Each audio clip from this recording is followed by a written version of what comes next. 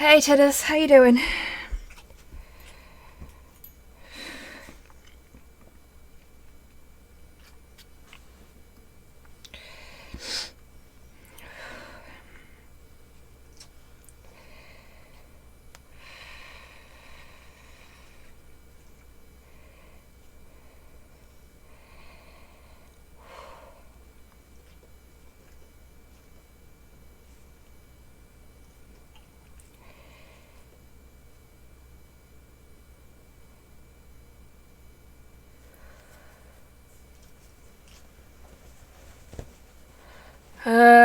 About the same, Tidders. About the same.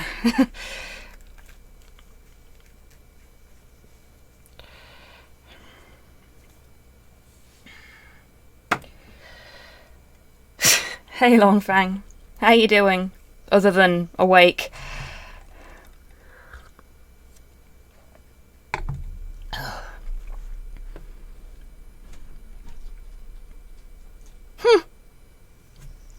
It's one of the 2 minutes to late night covers.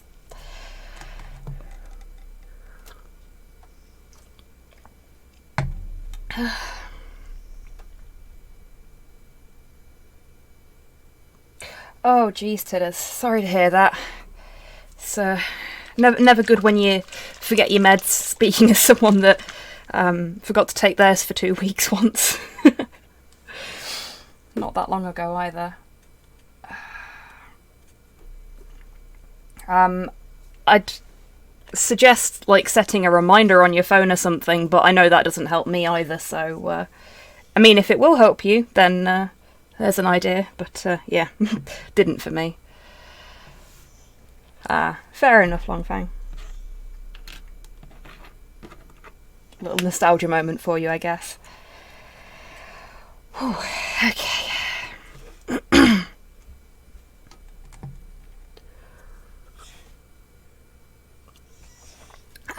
Yeah, I get you, Tidders.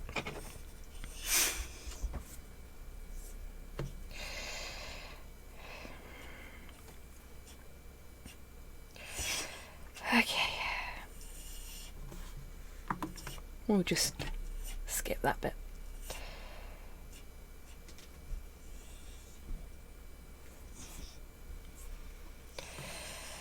Okay. Hey everybody.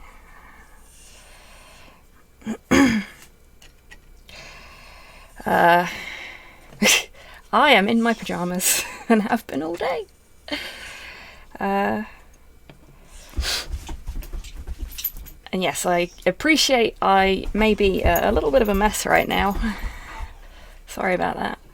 I'd put Doggo Cam on, but Porthos is here, so you'd be looking at his bed. Hey, Bubby. Do you want to come up?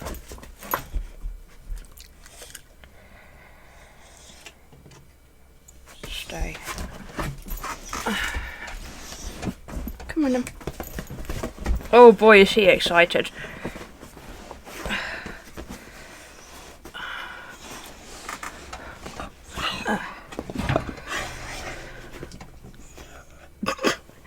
Your face is on the wrong side of the boom. There you go.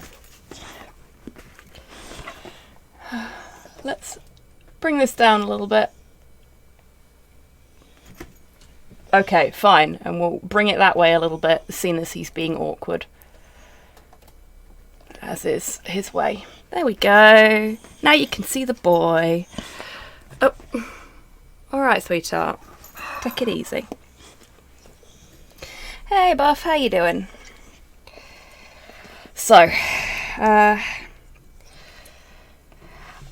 some of you may or may not have seen. Thank you for the scritches for Porthos, Tidders. But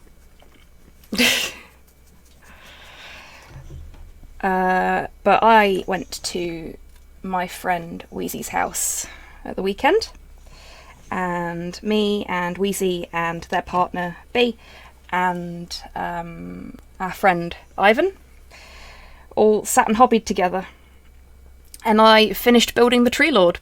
I know he doesn't look finished because his head's over there, but it's got a pin so that I could paint his neck. So I figured, seeing as I don't really have much in the way of spoons at the moment, I could base coat this guy and see how we go from there. Because he's going to take a while to base coat. So that's the plan for the day.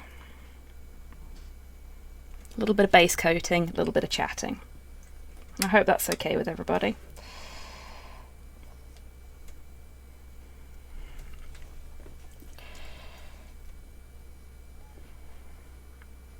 Yeah, I get that, Tidders. But from what I understand, your Destiny streams are pretty popular, so that should be good. I will be conking out immediately after this stream, I think. Slow's offered to cook, which is good, because fuck that noise. Oh yes, that's nice. I'm guessing Longfang put this in.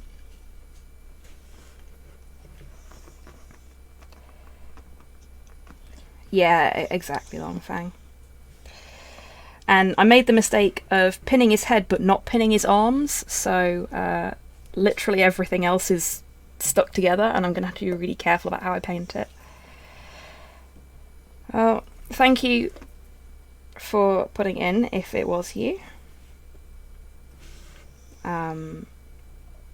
Stuff like this is a definite yes please tonight with the way I'm feeling. Something chill and cheerful would certainly not go amiss.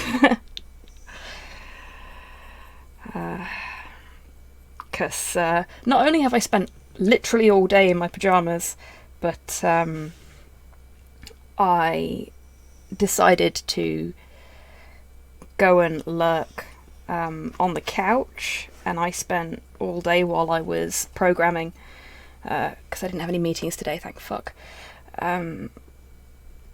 watching old documentaries about like movie production and shit on YouTube. Which has really improved my mood, believe it or not. Like this morning I was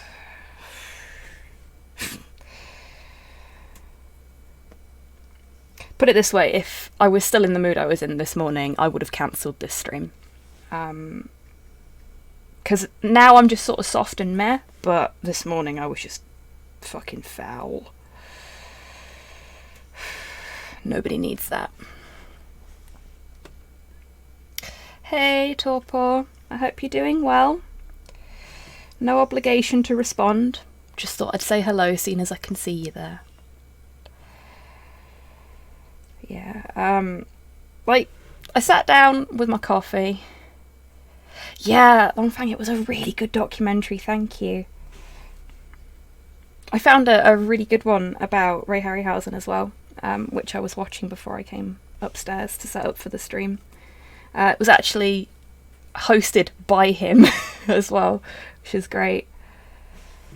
I get a proper glimpse into the mind of the master.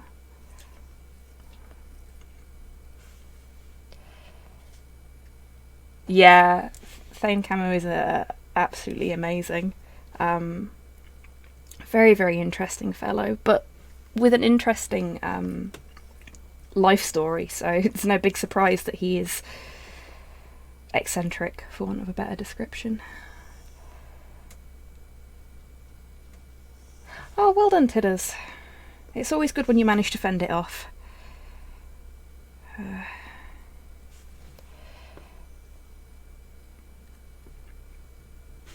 But yeah, I hope everyone's doing okay. I know I'm being a bit gloom cloudy and I'm sorry about that. But I hope you're all doing alright. Porthos, sweetheart, there's like most of the chair for you to sit on. Why are you pressing into me? You're making this really difficult, sweetheart.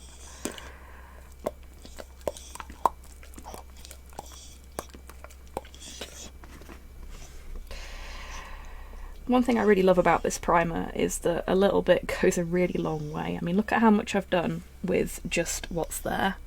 That wasn't even like a full squeeze of the bottle, it was like a little half squeeze. Got loads. Oh, nice. Enjoy your curry, Tidders.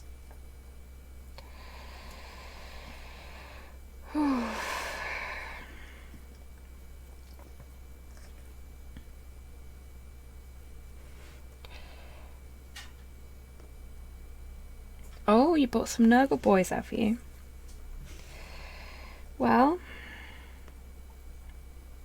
good luck with the assembly. Is that a special primer thingy?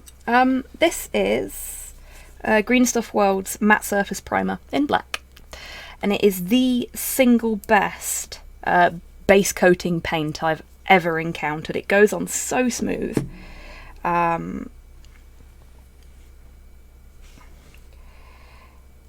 It's far better than any of the GW stuff, put it that way.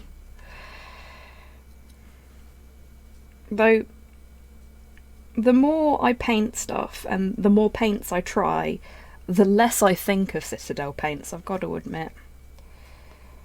I mean, I've not really used any contrast paints yet, so maybe the contrast paints are different, but... Hey, Rocket, how you doing? Hey, don't need to apologise. You don't have to turn up to any of my streams. The fact that you're here at all is a treat. And I appreciate that you are. But you never need to apologise for turning up after my stream starts. Put it that way. You turn up when you want to and when you can. Welcome back, Tidders. Thank you, Longfang. That's appreciated.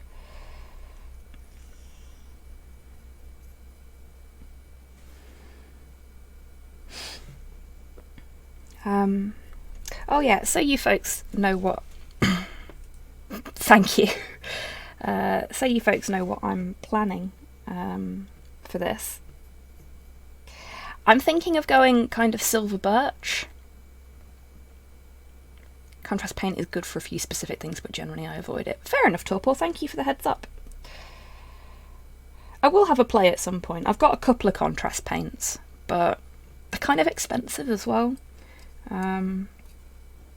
So I've not really gone out of my way to obtain any.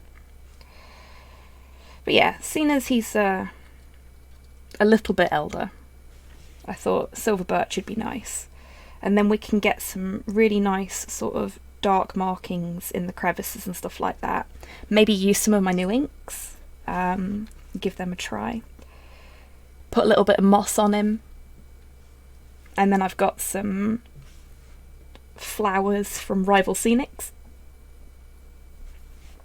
that we can sort of dot about on his person.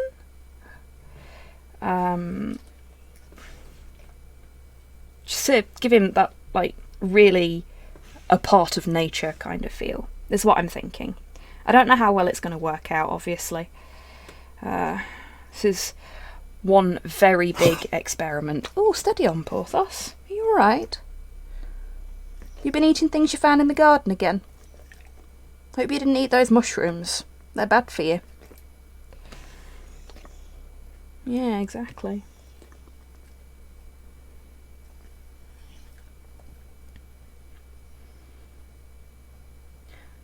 Jab starting to be felt. Left arm's a bit hurting, but manageable.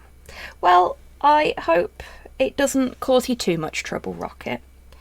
I had quite a fair bit of pain in my arm after my jab. But I had it in the arm that I sleep on, which doesn't massively help. Had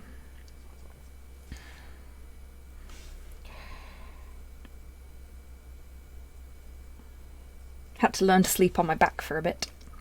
Hey, D-Mac, how you doing? Okie dokie. Let me know how the research goes, yeah?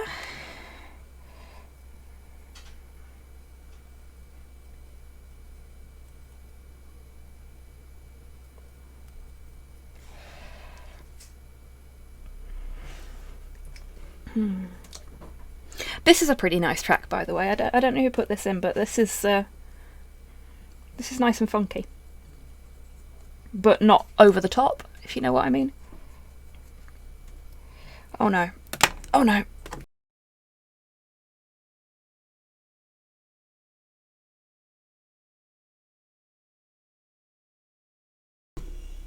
I think I got to the mute button in time there. Oh, it's from the Reservoir Dogs heist. I've not done that one. Oh, gosh, that hurt. Yeah, not only am I feeling pretty rough in a brain way today, but my body has decided to follow suit. Hey, Grox, how you doing? I'm fine. I'm fine.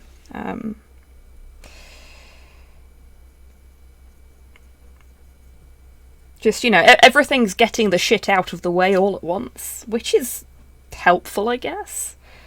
I'm a little bit burnt out, and my body does not respond well to burnout.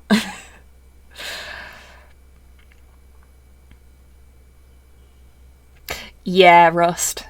That's fair. Also, hello, I don't think I've said hello to you yet. I hope you're doing well today. And hey, Modhell, how you doing? Ah. Fair enough, Modhell. You rest and relax, and I hope this stream can help you with that. I hope things start to pick up for you soon. Thank you, Grox. Me too.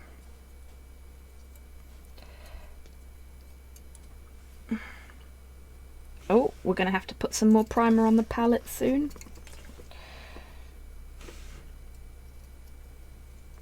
I like his heels. He has pretty shoes. Or feet. Who fucking knows? I mean, he's clearly not completely naked because he's got his little, like, skull skirt. But is he barefoot? Are these shoes? Who knows? Wish I had some boots like that. Yeah, that's fair.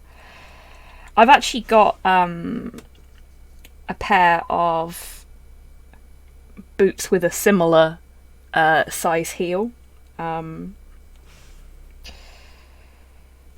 I bought for an event I went to. He's a tree, so yeah, I'm guessing feet. Yeah.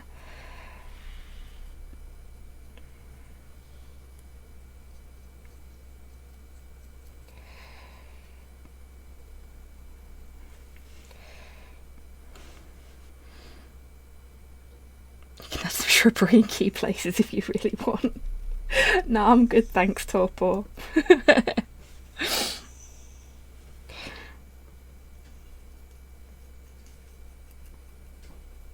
Oh, it's this mossy region.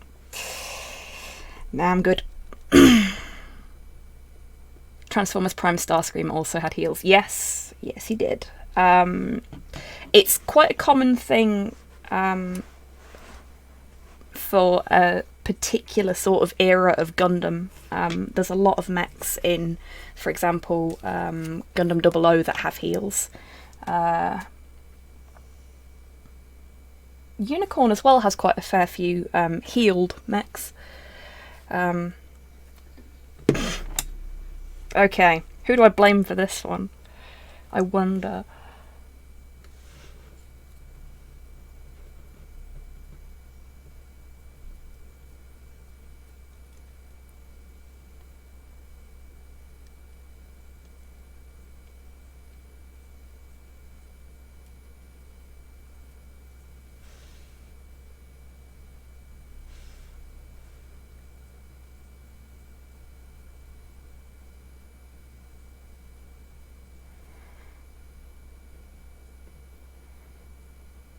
There's a couple of them, Modhell. One of my favourites has, like, platform stilettos. It is soothing, Longfang.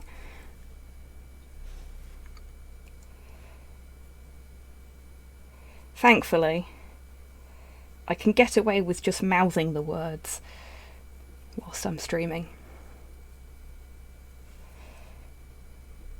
It's about all the self-control I can muster. Oh, I do love Box of Kittens. This is such a cute little track.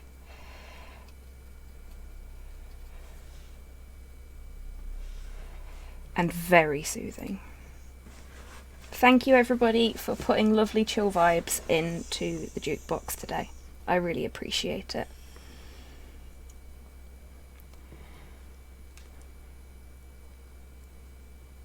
Hey Kian, how you doing?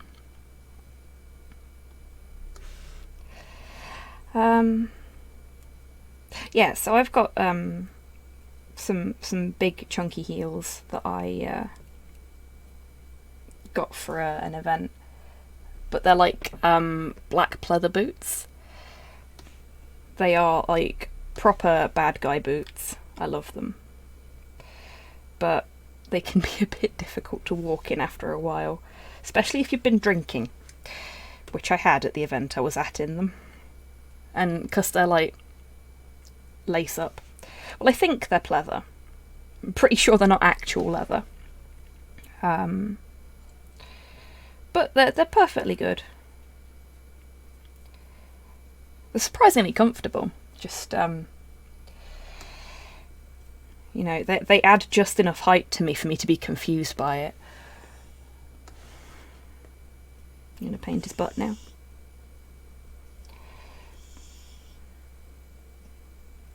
Also, I'm aware that I'm doing this in a very slapdash way, but meh. It's not like it matters. It's just a base coat. But, tree butt. Majestic tree booty.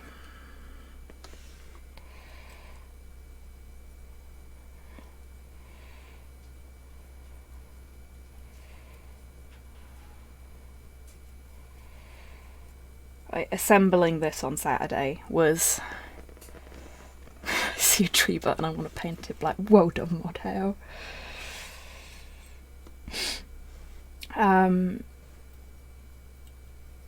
It was a really exciting experience. This guy is the biggest single miniature I've ever built. I'm oh, Kian. Fabulous. Managed to have the Gundam with both bazooka gun and shield. Nice, Rocket. I'm not counting the Necron monolith that I built way back when I first started with 40k, because that's like a couple of panels and that's about it. This is much more complicated in comparison, and because he's a hybrid as well, that made him a little bit more interesting to put together. And I had no idea what pose he was going to end up in, because of the pieces that I've picked from the different variations. So when I stood him up on the table and sort of affixed his arms to his shoulder sockets, and he'd got this like fucking amazingly anime pose, because like, look at that. That's a proper anime pose, that is. Looks even better when he's got his head on. I was just like, yes, this'll do. This'll do nicely.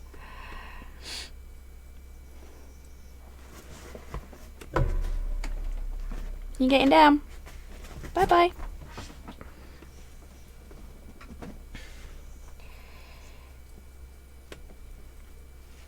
Oh, he's being really, really cute with me now.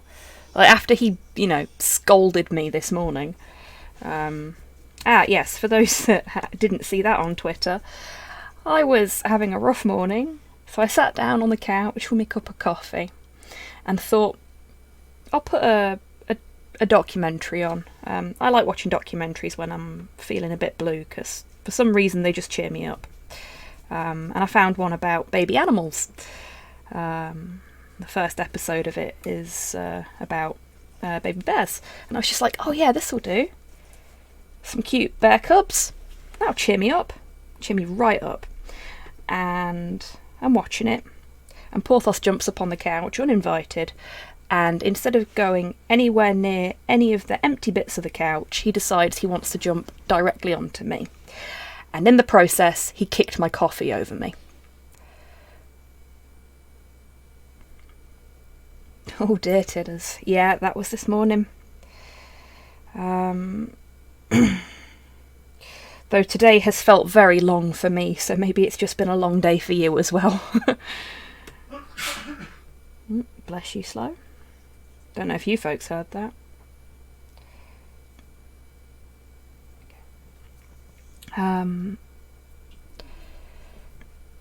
Oh, I'm fine. It didn't do me any damage. I've had worse, put it that way.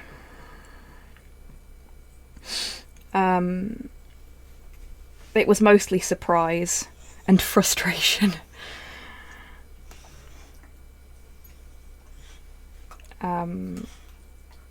But yeah, so I cleaned myself up. I made Porthos get off the couch.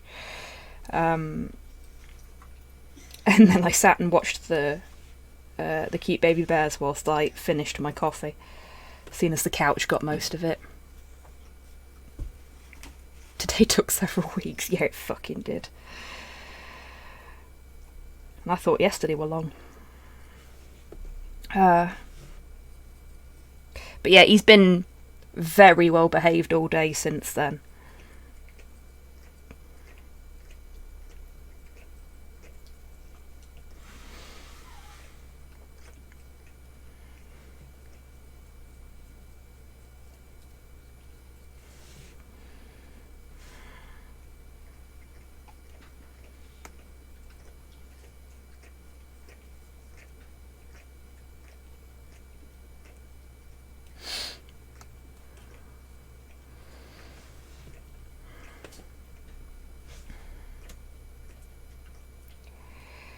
Yeah, it appears to be going around at the minute, Tidders.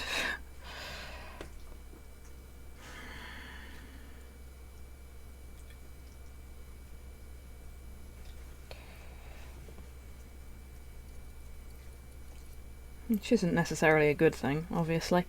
But I hope for everybody that's having a rough week, you start to see an improvement now that we're almost at the end of the midpoint.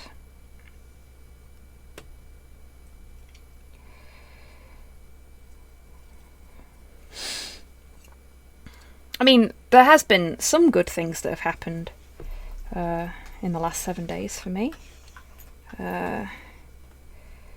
I was very thankful to receive a Twitch payout, which means that I'm a little bit closer to my savings goal for my trip, which is great news.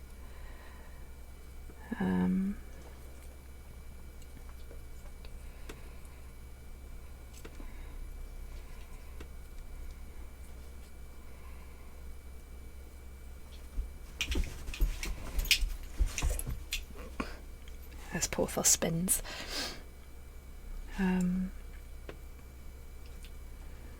Yeah, I'm trying to, as much as I'm not feeling great at the minute, I'm trying to look forward to the good things that I know are coming.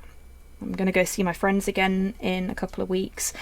I'm going to get my hair cut by a professional, by an actual other human being that isn't me, who is qualified in cutting people's hair for the first time in like 2 years. So that's very exciting. I've booked Monday off of work so that I can rest and maybe spend most of the day just doing the last couple of bits that I've got to do to get the title for the Season of the Splicer on Destiny. Because I'm nearly there now. So close.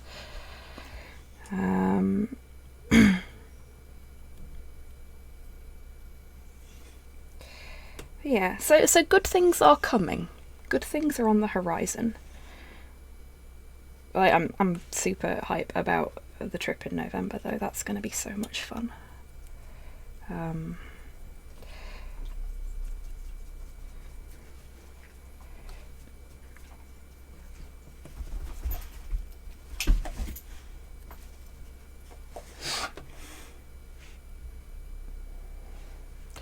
Oh, what the hell?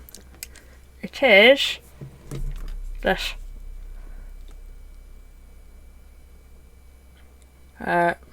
Green Stuff World Matte Surface Primer in black. I've got 2 bottles of this that I got at the same time because they were on special offer.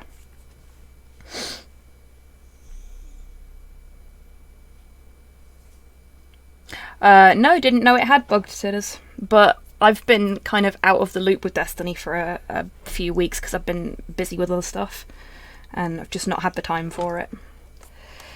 Yeah, so I got 2 bottles of this when it was on special offer about a year and a half ago, I think. And I'm still using the first bottle. Everything that I've painted on stream, so that's what, like 8 models at this point? Maybe 9 models? Everything I've painted on stream has been base coated with this. And I've still got loads left in this bottle. Like, give me a sec. Can't tell because of the label, but it's about here, I think. And I gave some to my mum for something she was doing. So this stuff goes a long way.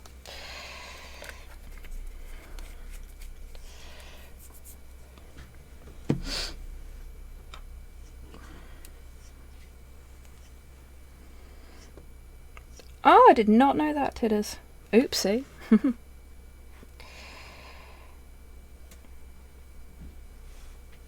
Bless them. Bungie try so hard. They always manage to introduce something entertaining when they add things into the game, don't they? And by something entertaining, I mean some sort of fun bug. Brilliant. Thank you, Torpor. You're a star. Yeah, that's the stuff. They also do a white version, I think, and I think they've started doing some other colours as well. So if you wanted to base coat in something other than black... What's up, Paul? What's up? Oh shit, there's a song I've not heard in a while.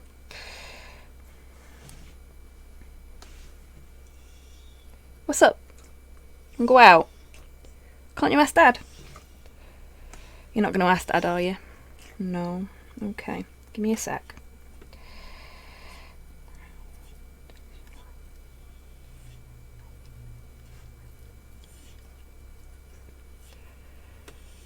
Right. I'm going to have to let Porthos out because he refuses to ask Slow to let him out.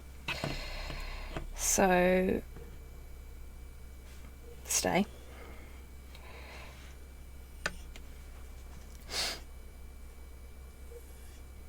Priming something other than black? Preposterous. I know, right? But some people do it. Okay, baby. Yes. Sit, tree man. Stay. I will be right back. Folks, have a little stretch. Have a little drink. And I will be with you as soon as Porthos has done what he needs to do.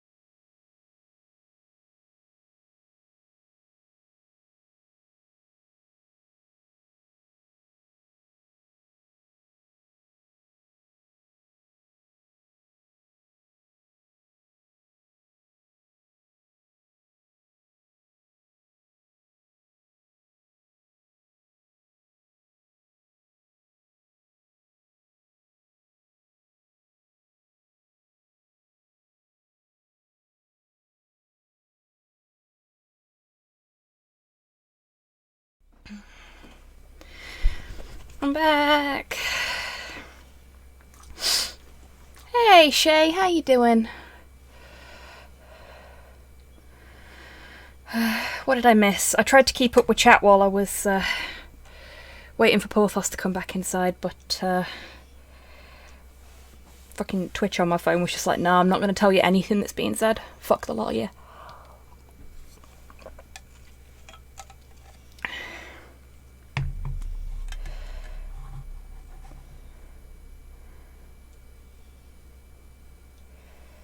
Hey, that's fair enough, Longfang.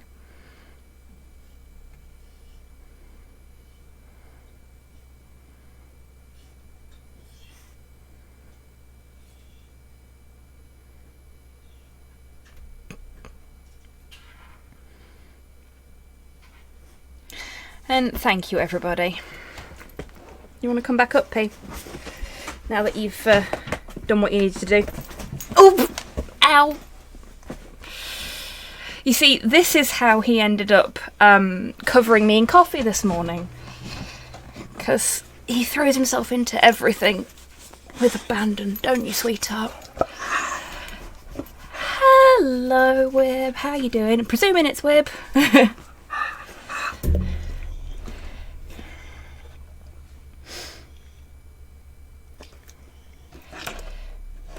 No, I'm not going to do that, Tidders, because I have to pay his vet bills.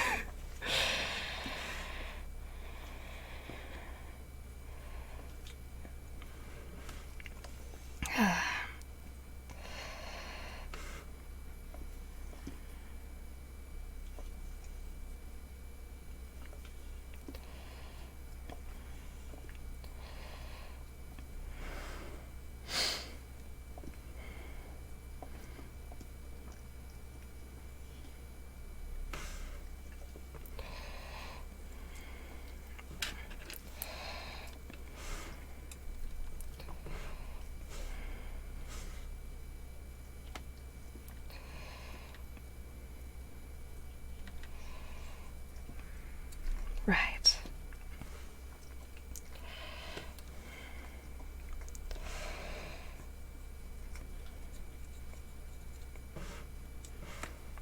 Yeah, I really should have just pinned his arms instead of gluing them on. Lessons learned.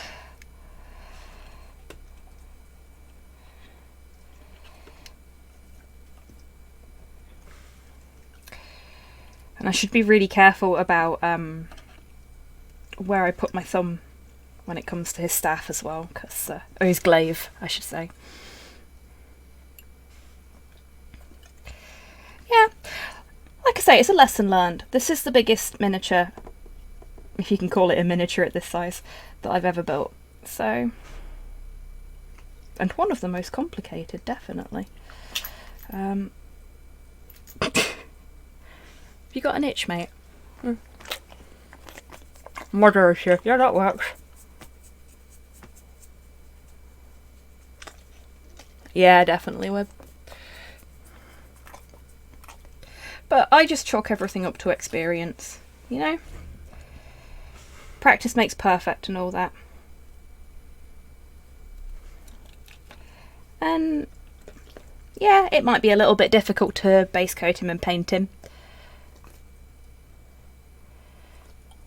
Hi there, Athmore, how you doing? Bigature. Yeah, bigature. Yeah, that works.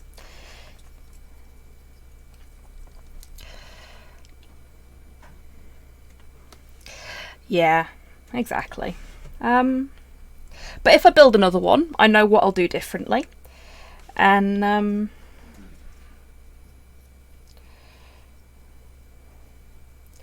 one of those things is picking a specific build rather than going for all three at once. Because that was a sensible decision for my first Sylvaneth miniature, wasn't it?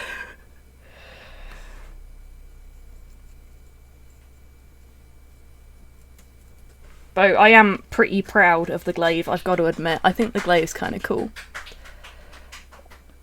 I know it's kind of hard to see on the camera because I literally can't. There we go. This is the only way I can fit the whole thing on the screen. It is very pretty though. Thank you. I'm glad you think so.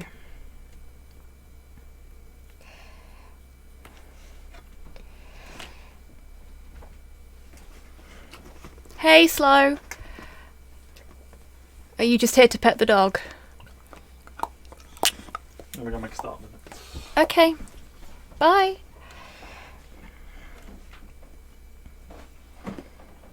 Apologise for advocating the complex choices. Do not worry about it, Hans. How are you doing?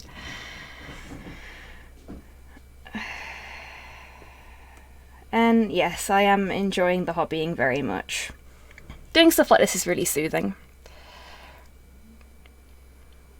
Yeah, why not both?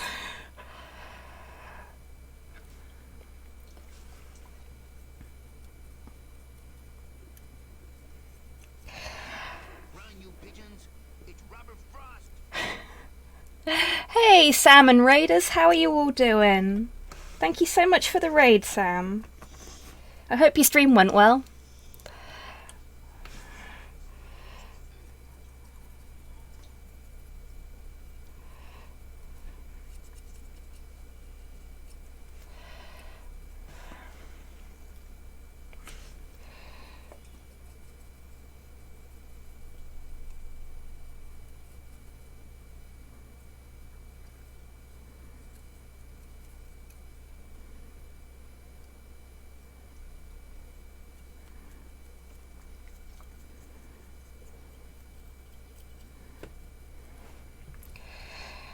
We're getting there with this a lot quicker than I thought we would.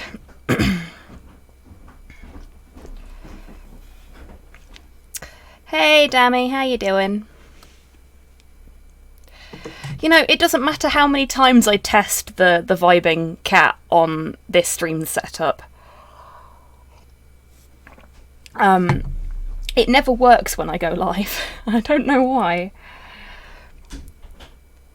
How about that Monster Hunter movie? Yes! Just gonna turn my headphones down a tiny bit.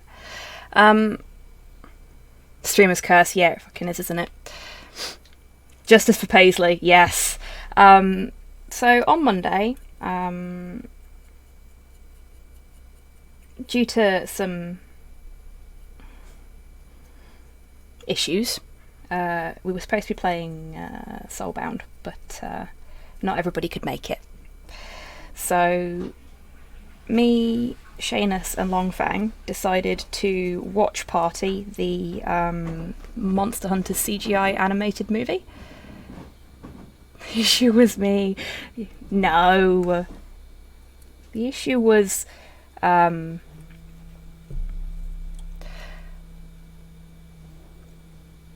well, I don't know if it's a virus or a... It was illness. The issue was Nurgle. There we go. That'll do.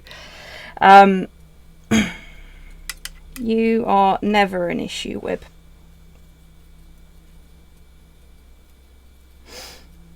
You are a good bean.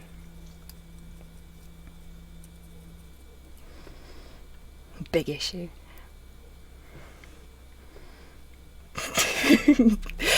Okay, maybe there was a little bit of bullying on Shay's part, but so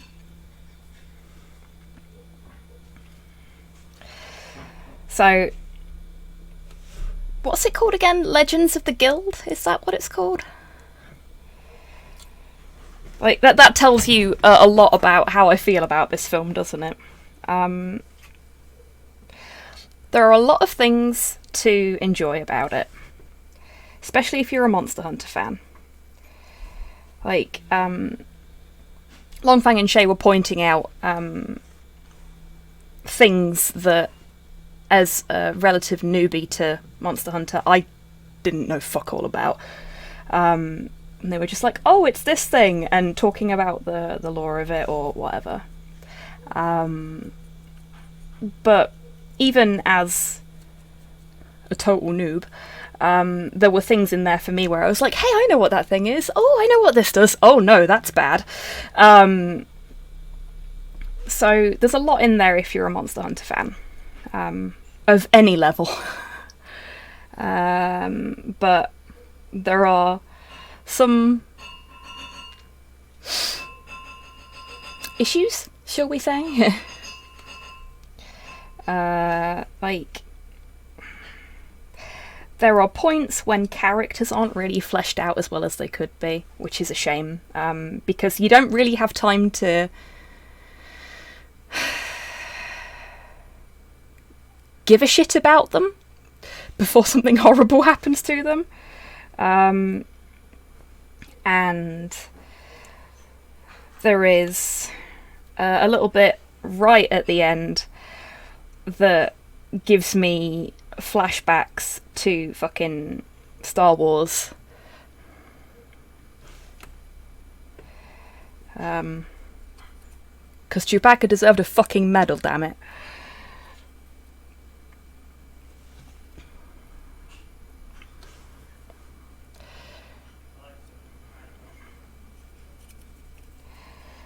But yeah, it's an enjoyable watch if you're watching it with friends, I think.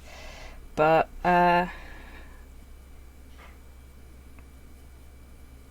it could be a hell of a lot worse, that's for sure. They definitely put their animation budget into animating the monsters rather than the human characters that you spend most of the film with. But it's a Monster Hunter film, so of course they fucking did. Yeah,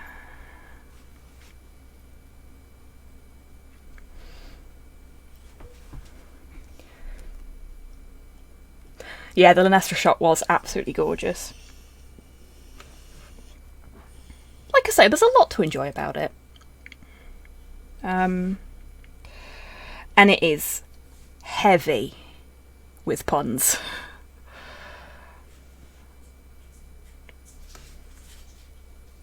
Like, you are over encumbered and cannot pun kind of levels of heavy with puns.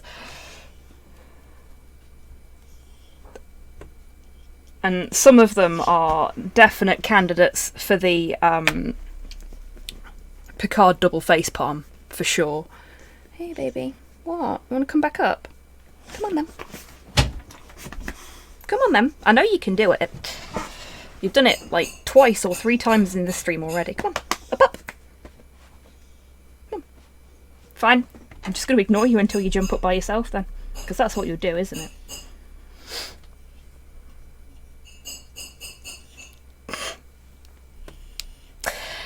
Shanus, shame on you. I understand. Oh my god, damn me. Oh dear. Sorry if you can hear bashing sounds downstairs. I don't know what Slow is doing, but he is making food, I think. Hello again. Are you going to come up or not? Come on. Yep, there we go. Oh, for fuck's sake, Martell. Don't you start. Are you done, Captain Awkward? Yes? Looky, you're cute. Okay. We're getting there. We've got a few little bits here where the paint's not quite caught because uneven surface. But we're getting there. Either making food or blowing glass. Yeah, or both. Are we eating glass tonight? Sounds like he's stirring tea with a power drill. I'm trying to figure out what he could be doing. He's making ramen tonight for us. So maybe he's flattening the chicken so it'll cook quicker. Please don't eat glass, it is bad for you. This is true. The only people that are allowed to eat glass are illusionists who probably aren't actually eating glass. It's a neat trick when they do that. I've been thinking about Magic today. Not the card game. The performance art.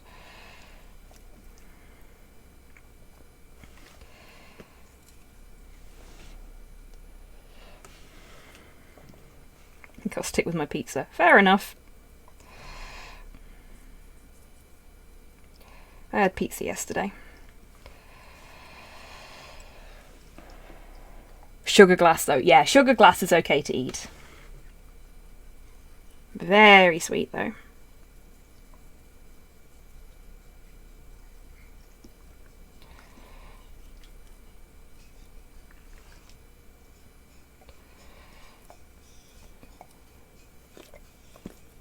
This is a nice track.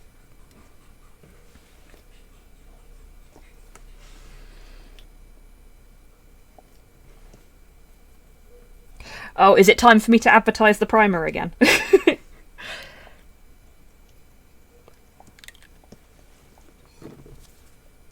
Ta-da!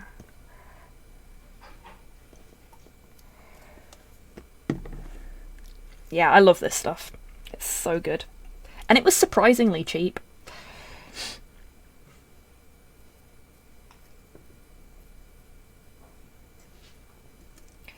Oh, just for the record, folks, if I don't make a comment when a track that you've put in the jukebox comes up, that doesn't reflect badly on your music choices. It's just sometimes I'll like phase into the music and go, oh, this is nice. But that doesn't mean I haven't enjoyed the other tracks that have been on. Just, I am captain of the Space Cadets tonight.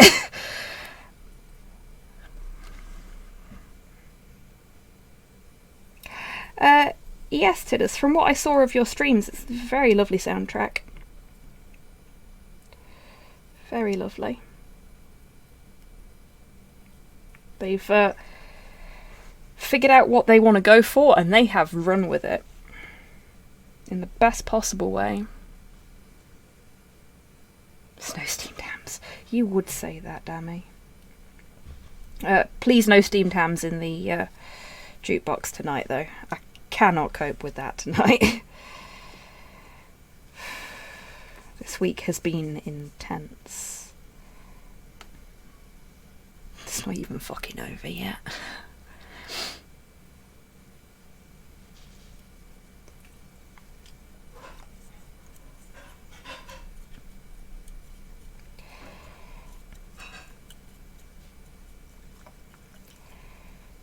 I think the thing I'm looking forward to most about painting this is trying all the different inks that I've got to see which ones give the most sort of realistic tree effect.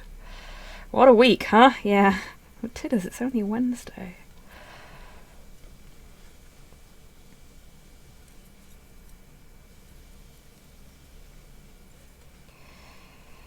I've been meaning to get that Tintin It's Only Wednesday meme and modify it with the Adventures of Tantan piece that my friend Mr. Button did for me, which I think you folks have all seen before. Turn Captain Haddock into slow. I think that'd be quite fun.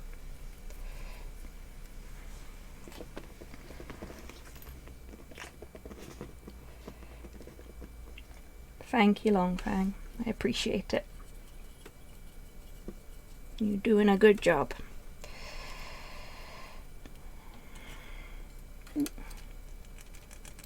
Get right in there.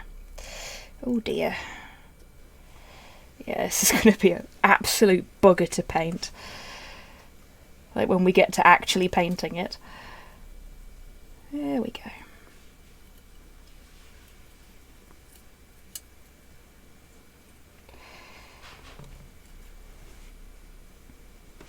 I've completely knackered the brush though, look at that.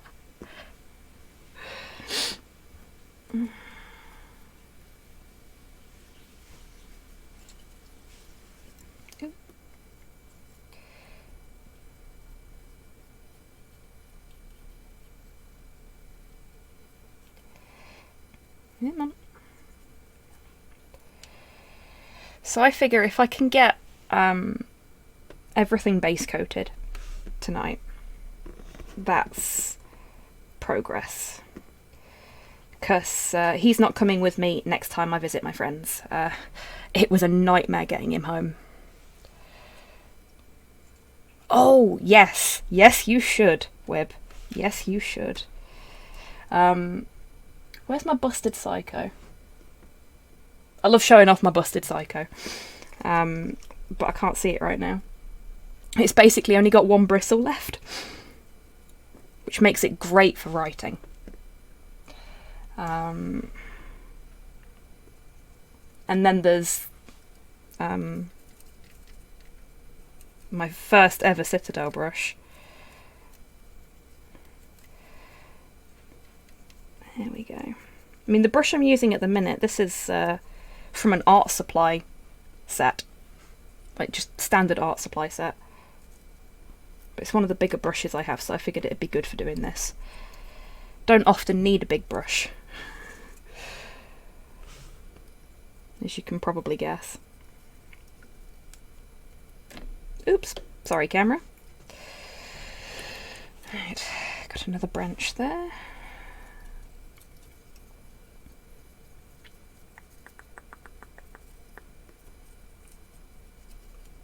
There we go.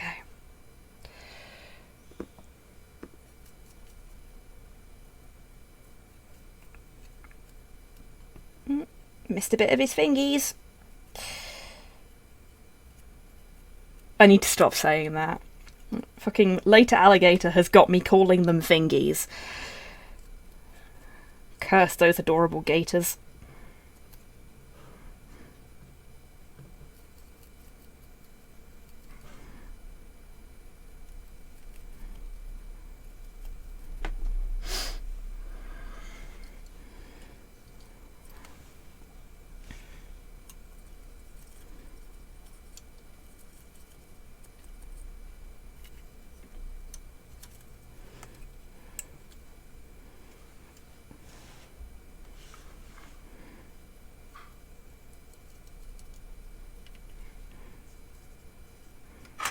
Yeah.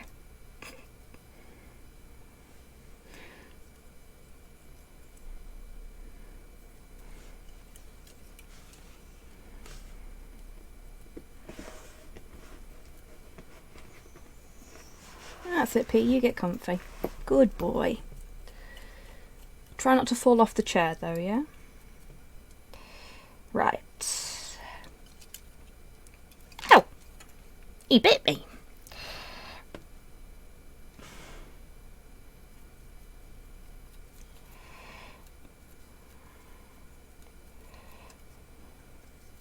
He's so pointy. Right. I think we may be about there with the body. Maybe. Ooh, got a little bit there. There we go. The bristles being all over the place is making this slightly more difficult. Got to admit. Because I'm like, I'll put some paint here. Oh no, it's gone over there. Never mind. Yeah. Right.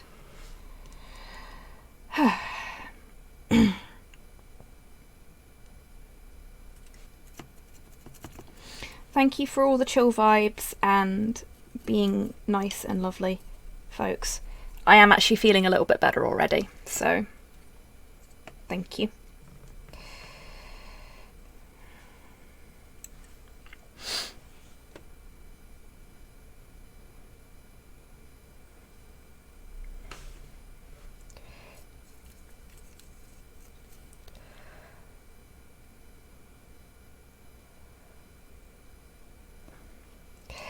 It's one of the best things I've played on stream, Wib.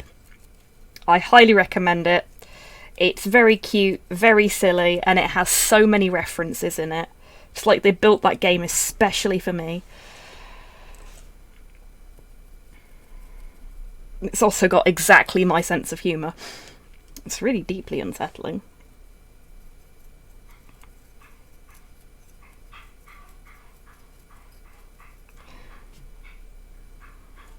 Like, I don't think I've ever come across another game that makes casual mortality jokes. in the way that that one does, which just makes me very happy.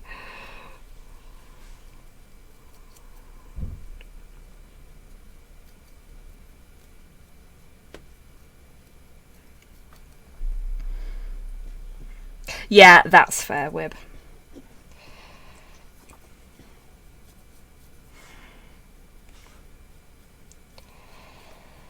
The soundtrack for it's absolutely amazing as well.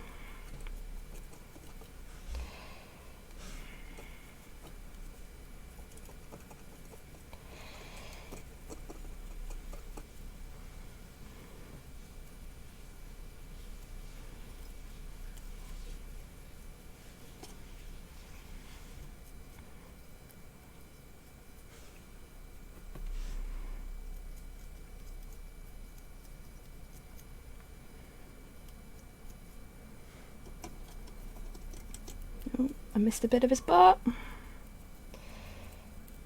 And adjacent areas. Oh, sorry if the microphone picked that up. That was my neck cracking. Great. That couldn't possibly come back to haunt me later. These blooming branches.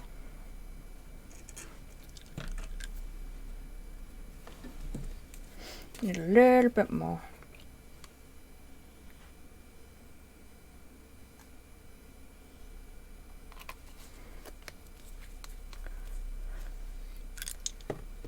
Fucking pay on. I take it this was Shay, as basically the only other RO player I know.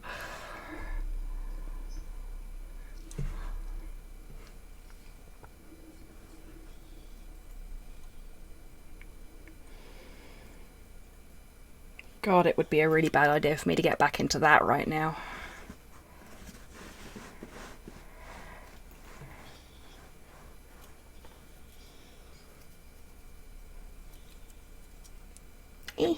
Come on. Come on. Ugh. Oh, this is awkward. Yes, I know I shouldn't. Slow won't let me. I'll stage an intervention before I even get the damn thing installed.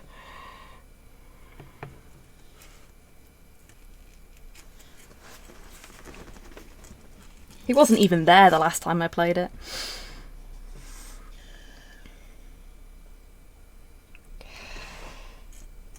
See, Final Fantasy XIV doesn't really hold anything for me.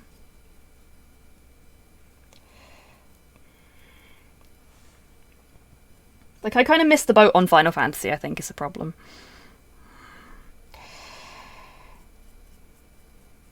And now it's just a thing that I know exists and a lot of people enjoy it, but I just sort of smile and nod.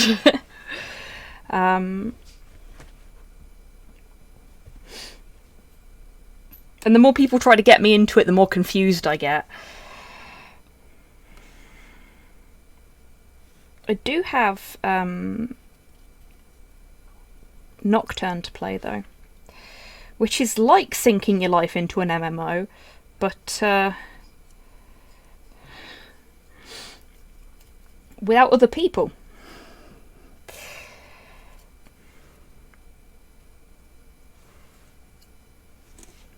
Awesome rocket.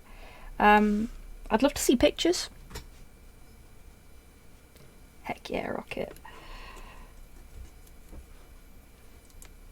Like, I'm a little tempted actually to bust out my DS and play Devil Survivor again. Just like replay the whole thing.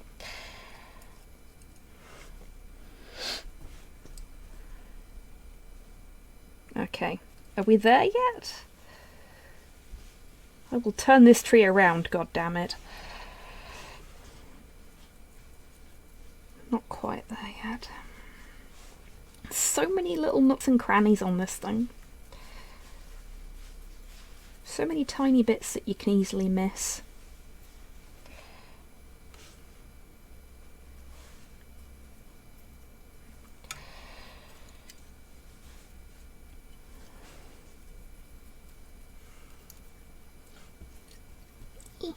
There we go.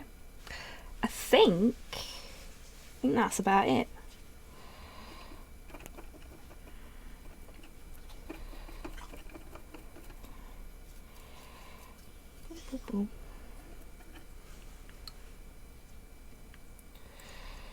Right. Da, da, da, da. Yeah, I think we're good now. I mean, it doesn't really matter if you've got a couple of little tiny areas where the paint's not gone on.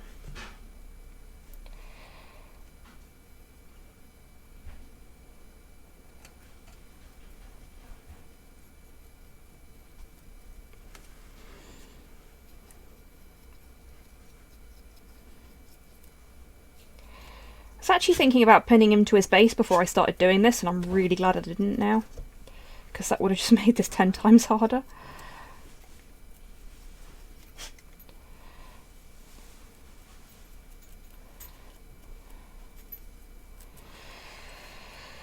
Are we good? I think we're good.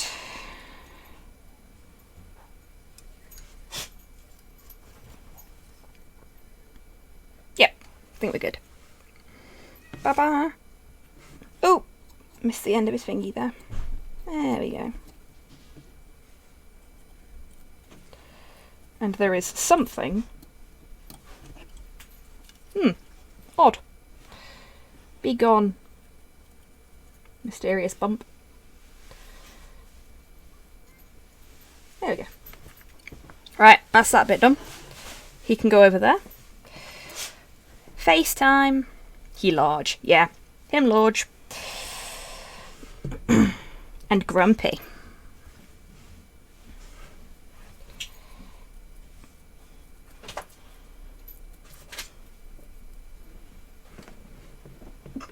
Are you reorganising your bed, P? He's just like dragged the blanket off of his bed into the middle of the room and is now pushing his bed around.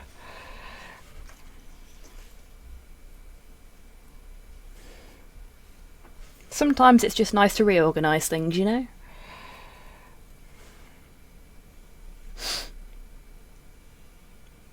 He's large and barky, yes he is.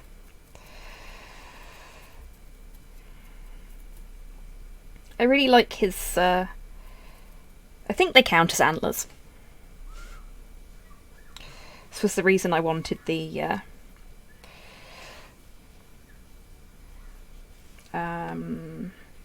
ancient head. Also, because he has a great big bushy beard. Branches? Brantlers? Yeah! I don't know what to call any of the, anatomy of, fucking Tree Lord. Like, it's all tree bits, right? But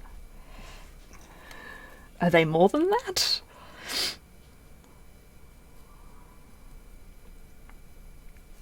But yes, they're very pretty. Whatever they actually are. Barklers.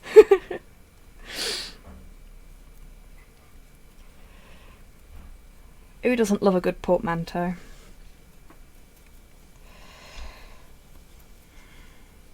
Okay, I may need to get a slightly smaller or less knackered brush. Haven't seen him for 6 months.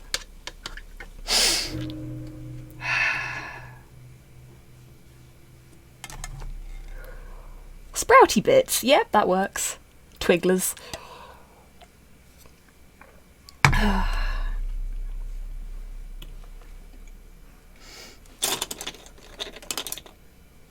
Okay, we'll use this one, I think. Oh, and seeing as I'm over here... This is the only way.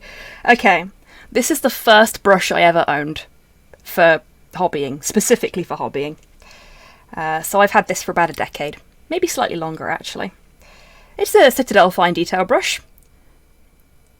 Awesome, thank you, Rocket. I'll take a look after the stream.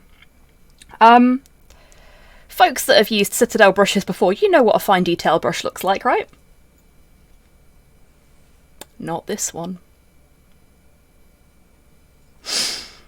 I broke it. Still a good brush, though. It's really nice for stippling. Yeah. Oh, gosh. I will be right back, folks.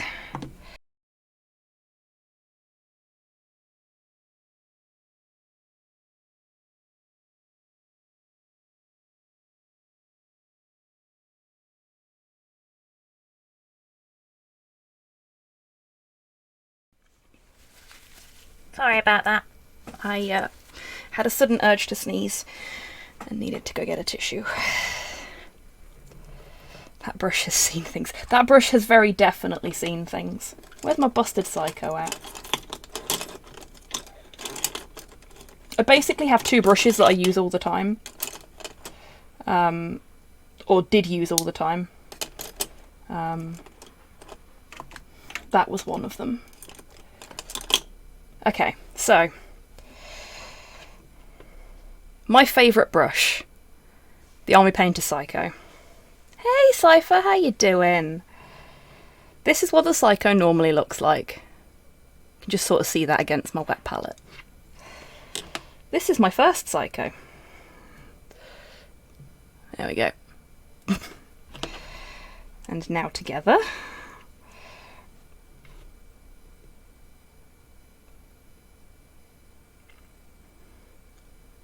I killed it. I played with it until it stopped playing back. But I keep them all, because they might come in handy, you know? The Psycho is my favourite brush to paint with. A lot of people hate painting with it because it's so small. But I use the Broken Psycho for painting eyes. It's not a brush, it's a bristle with a handle. I know, right? So yeah, I use the Broken Psycho for painting the irises onto eyes. And I use the normal Psycho for just standard painting, because I am, in fact, a psycho.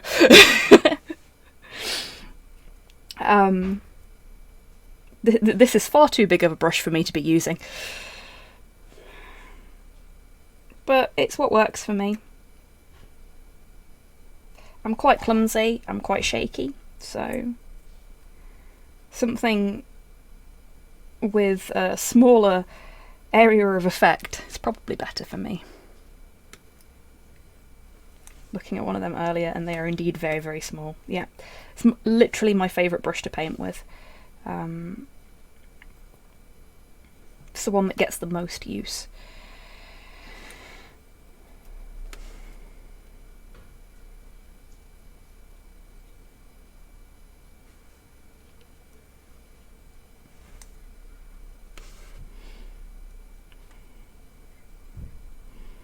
I was thinking, gee, this feels familiar. Oh wait, that's because I've been playing this.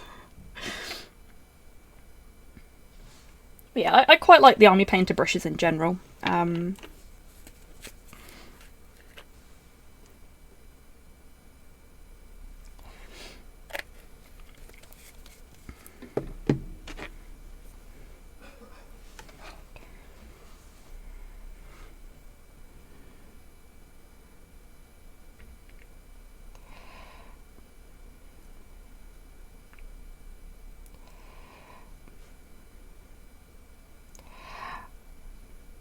Oh, by the way, Longfang, when I pinned his head, I put a pilot marking on first. See, I can do it.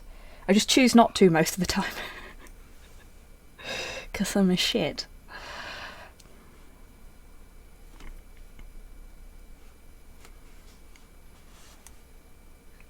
But I figured it'd look funny if his bonce was off kilter. So I actually did the thing you're supposed to do for that bit.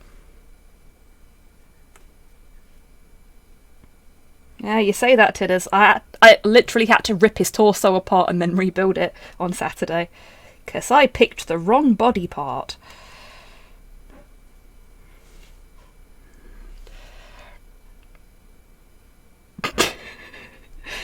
And that was what I wanted to avoid, Wib. I managed it though.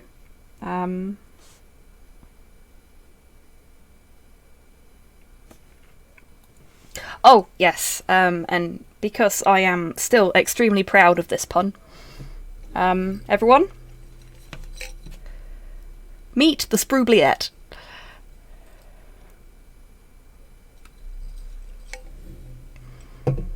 This is where my sprue pieces go when I'm going to goo them.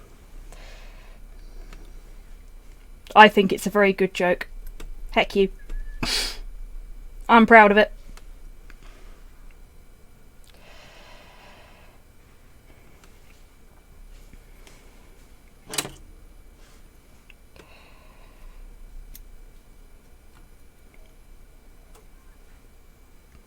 Thank you, Modhale. I thought it was funny.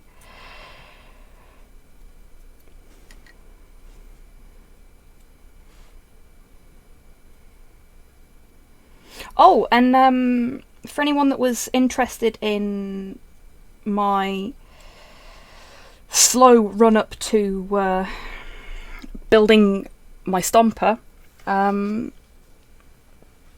scratch, having never built a stomper before, Slow presented me with a massive stack of plasticard that he found in his hobbying kit the other day. So I don't need to roll out sprue goo to make the panels anymore. I can just use plasticard, which I can beat the fuck out of. Which is great. So maybe I'll pluck up the confidence to start on that sooner rather than later. Because at the minute it's the rolling out the sprue goo and finding somewhere to do it where I'm not going to poison the entire household that is holding me back. I mean, I'll still goo some stuff, I think, but I can build most of it with the plasticard and long sprue bits. So that shouldn't be too bad. I am covered in primer.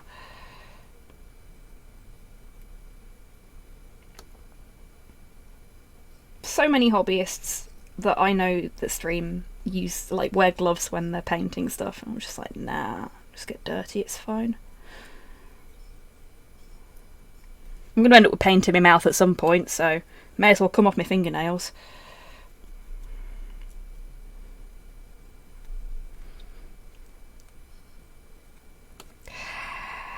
I thought you might say something like that, Wib.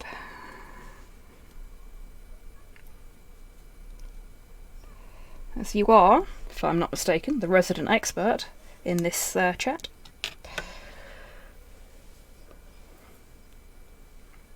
Ah, it's not toxic. This stuff isn't. Right. Stay.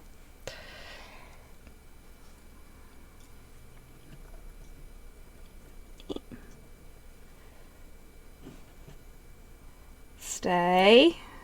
Come on, you can do it. There we go. Ta-da! Tree dude. Who is massively out of focus. So let's see how close I have to get him. There we go.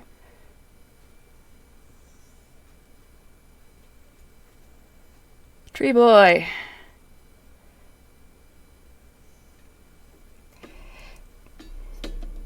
Totes profesh right there.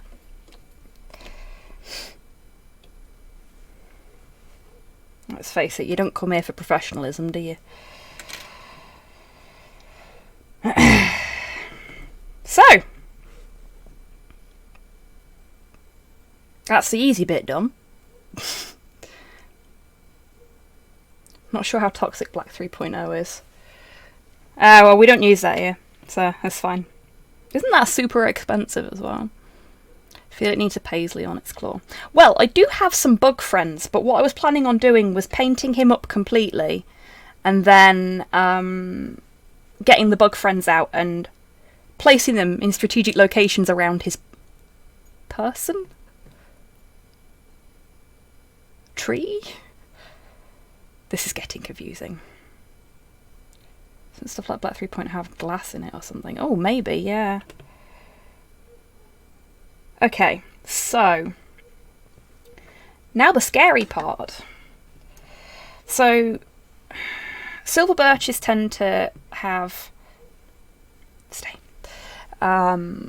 sort of dark brown markings on them. They're not just completely white. It's a weird thing. I have some I've been too afraid to use it. That's fair. Like the the fanciest I've gotten with paint was when I decided to chrome one of my squigs to see how that chrome paint worked. And that was an experience. I've still got to clean the brush that I used for that, because you have to use an alcohol-based paint. An alcohol-based cleaner. You can't just clean it off with water.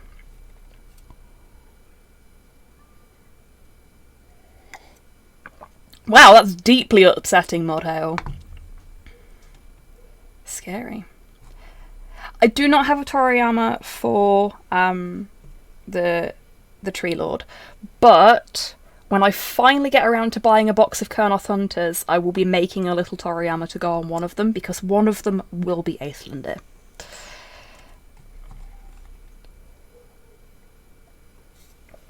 Cool, Black 3.0 is non-toxic. That's good to know. Yeah, this entire thing, the owning of Sylvaneth, for me, all started because I wanted to build my character from Soulbound. But I don't have any Kurnoth Hunters, so I can't yet.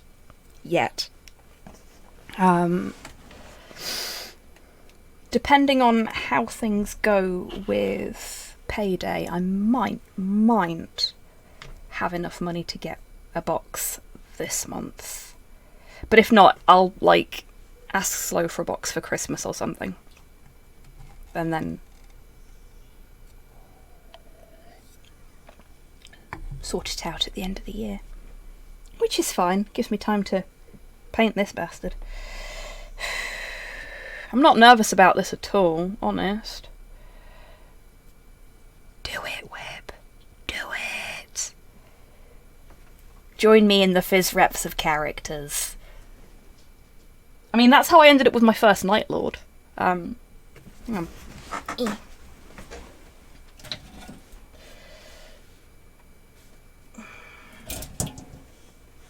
Tangent! Everybody, this is Vulpia.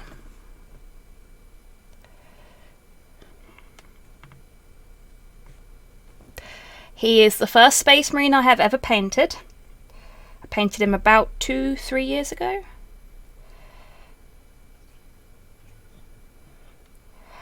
I do love doing that, to be fair, Modhail.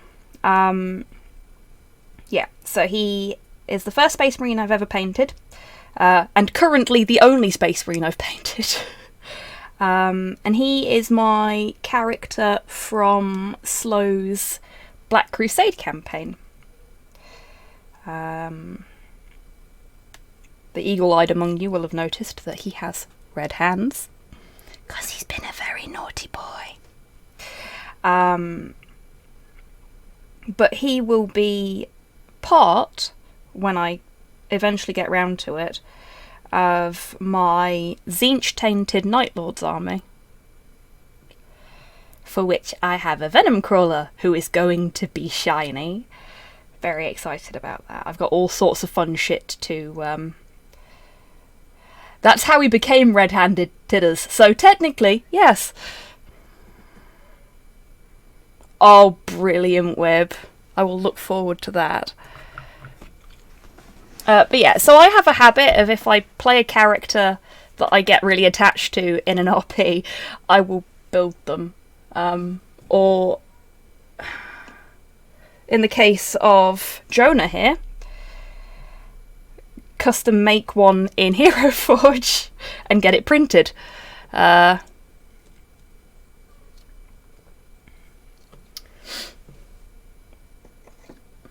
I like to have fizz reps of my characters. Tzinch tainted. Even worse than Nurgle arsed or Slanesh bollocked. Bravo, Modhail. Well done. Gold stars. Yeah, so this is a thing I do, and seeing as Shanus is here right now, this is a testament to how much I am enjoying playing Soulbound, that I want to build my character and have a little physical version of him that I can just look over at and be like, I played him, he's cool.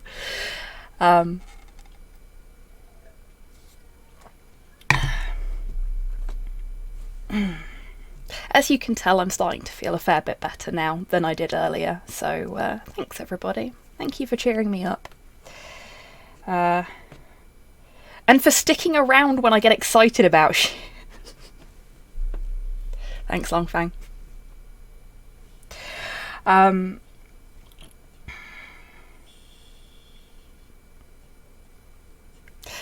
me try that again. And for sticking around when I get excited about shit. I appreciate that. Okay, so.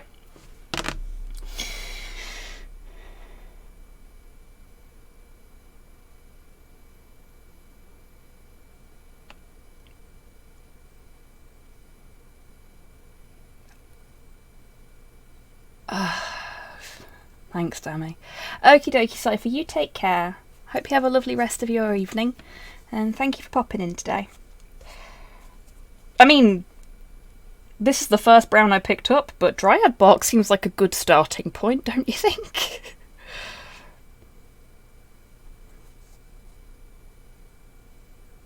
Normal, my terrible goblin. There's nothing wrong with that, Web. Dryad Bork. Okay, did my headphones die? Or did the music stop? The music stopped, okay. And now we wait patiently for the, what's the difference? There we go. Oh yeah, that's much more ruddy. I don't think we want ruddy. Or do we? I'm gonna have to think about this. Brilliant. That is fucking perfect, Longfang. Well done. I do love that just, like, completely straight-faced thumbs up is now a sort of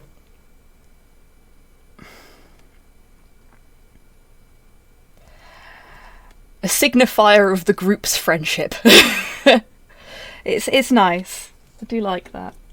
Okay, so I'm thinking, as much as I was like, oh no, Scorched Brown is far too ruddy, I'm thinking I might start with Doom Bull and then go up to Dryad.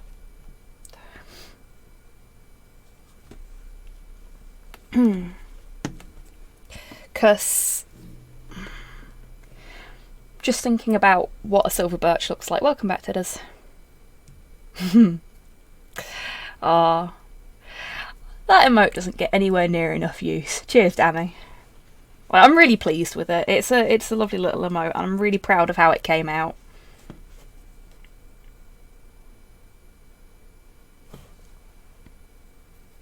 Yes, good plan, Longfang. Stick it in the group chat, then I get to enjoy it again later.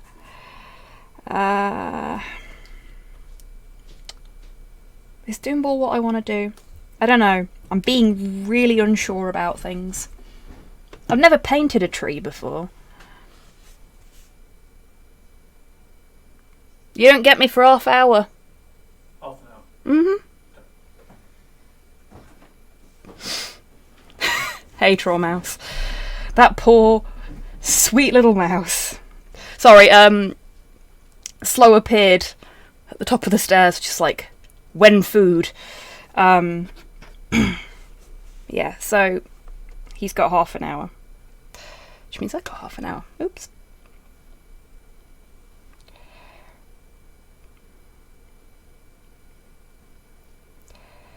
Very last bottle of last year's homebrew wine. Oh gosh! Well, you've got 8 months into the year. That's pretty good going. A slow has appeared and then disappeared again. When he fixes food. Yes, basically.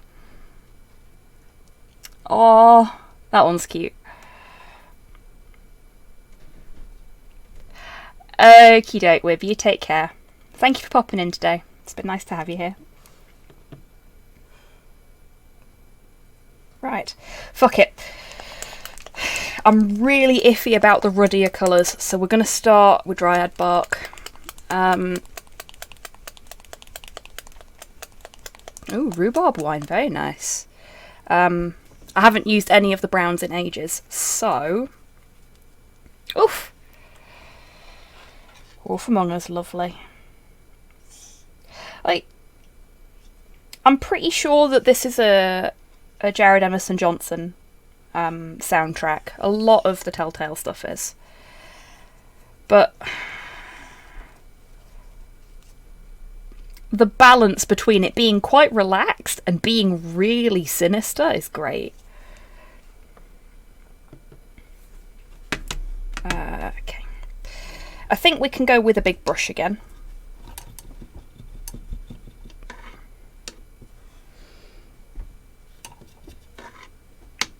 Are you trying to bring your blanket closer to me, Porthos? You are, aren't you? Oh, you big baby. Hi, sweetheart. Hang on a minute. Let me see if I can show you folks this. I'm just going to fuck around with the camera again. There we go. Look. He's dragged his blanket all the way from, like, right back there to here.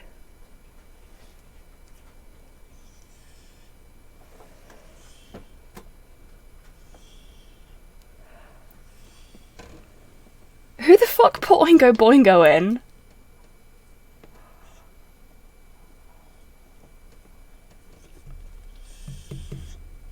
Torpor, you fucking legend!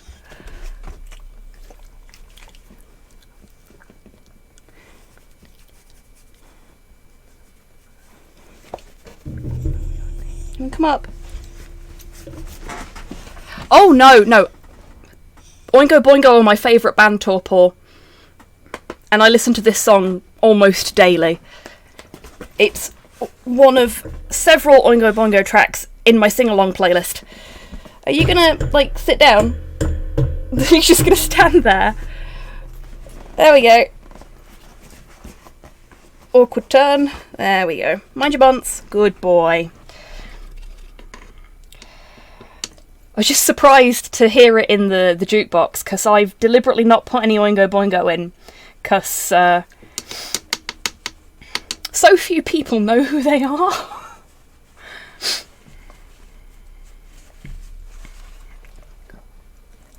Don't you go.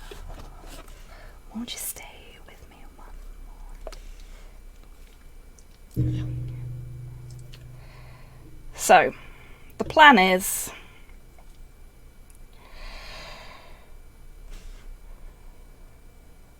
Dryad bark. Oh, Dead Man's Party is a fucking brilliant album, agreed.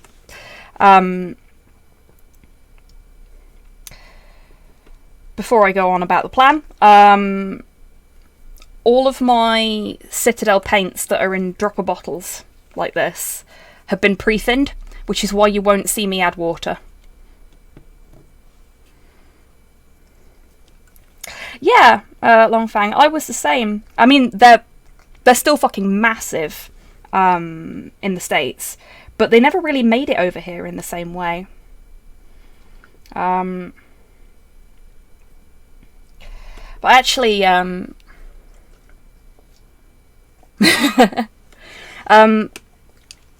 of them are pre-thinned with this Liquitex Flow Aid, as it says there. Which is how you get them out of the Citadel pots into dropper bottles in the first place, because Citadel paints are way too thick to go into a dropper normally. Except for Contrast. Contrast tends to be quite thin, so... and washes. But yeah, the normal paints, they're all pre-thinned. So you will never see me add water to the Citadel paints that I have in droppers.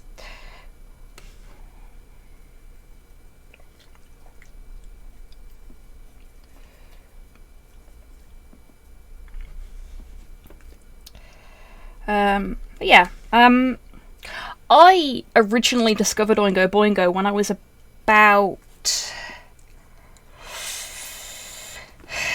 9 or 10, because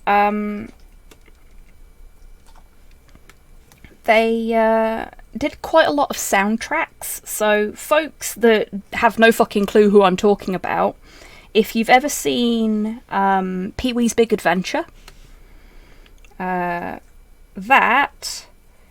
was the first time that Danny Elfman had ever done a movie soundtrack, like a proper movie soundtrack that wasn't a movie by the band. Need to get that one out there. And it was done by Oingo Boingo, but written by Danny Elfman, and that was the point when he decided he wanted to become a film composer. But they also did a lot of sort of tracks that turned up in movies. So, ever seen Weird Science? The titular song from that, Oingo Boingo. One of the Casper the Friendly Ghost straight to VHS. Hey, Sinister, yes, Oingo Boingo. Originally called the Mystic Knights of the Oingo Boingo when they were a performance troupe. I know a lot about them. This is kind of a specialist topic for me. I'll shut up if you want me to.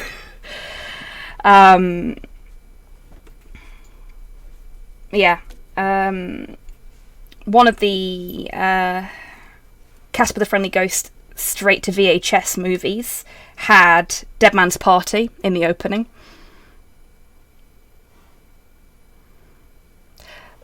There's the Oingo Boingo brothers, who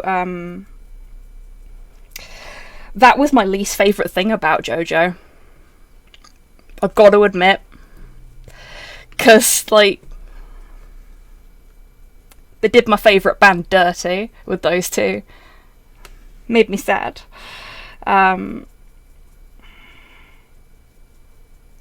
Like, with all the weird shit.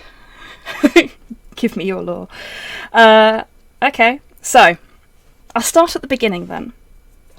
The Mystic Knights of the Oingo Boingo were a performance troupe. They did comedy sketches, stage shows. Everything was musically based. And it was the Elfman brothers, Danny and his brother, whose name escapes me at the moment, who were kind of the centre point of this big performance troupe. Danny had always been interested in sort of synth music and ska, and he travelled around the world and studied lots of different instruments. He basically went on a world music tour, just learning everything he could about different instruments and different styles of music.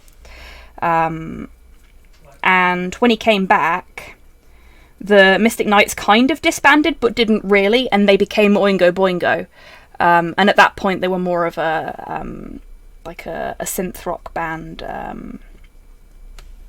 Little bit of a ska influence coming from Danny as well. But they were always very weird, I guess is the best way to put it. They did a movie called Forbidden Zone, which is basically all of their music and some really fucking weird imagery. It's worth a watch if you've never seen it, just because it's absolutely fucking crackers. And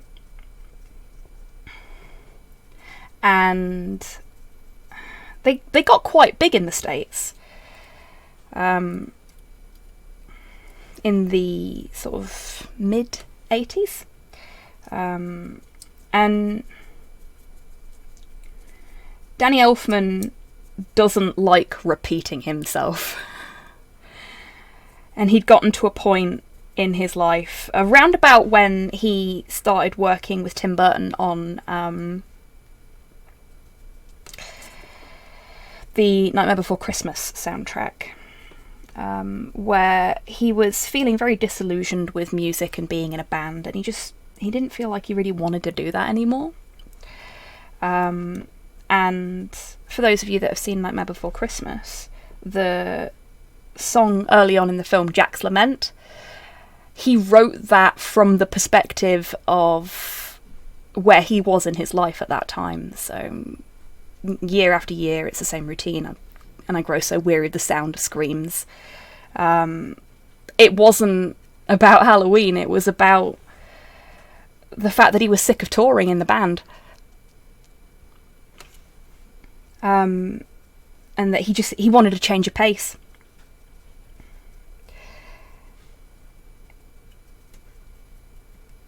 He's a very interesting fellow. He's actually got one of the original Jack Skellingtons in Santa suit on display in his home, and he gets it serviced every year so that it doesn't denature, because the unfortunate downside to any stop motion figurines is that no matter what they're made of, they die really easily. You have to take very good care of them or they just crumble. Also, fun fact, not directed by Tim Burton. It is not. It's directed by my favourite director, Henry Selick, who went on to do such great works as James and the Giant Peach, which I think was also produced by Tim Burton, and Coraline.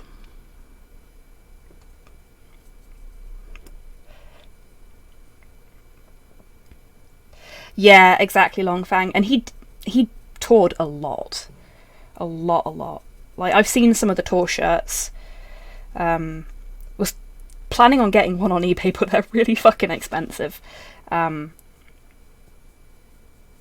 They did a lot of shows all across the States.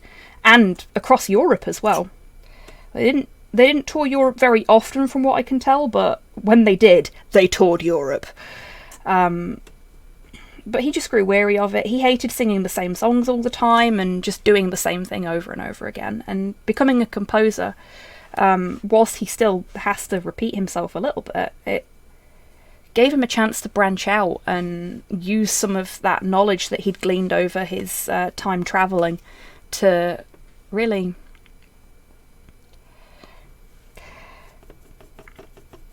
make something of it. There are reasons for that, Dammy.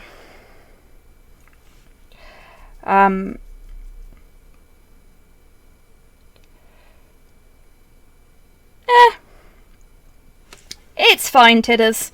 This is just a thing I know a lot about. Danny Elfman is a film composer. He's composed music for The Avengers. He's done a lot of Tim Burton movies. Tim Burton's a director.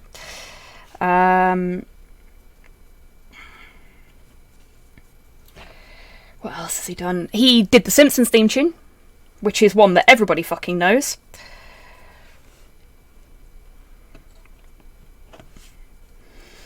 But yeah, he's prolific, is Danny Elfman. If you find a track where it sounds like the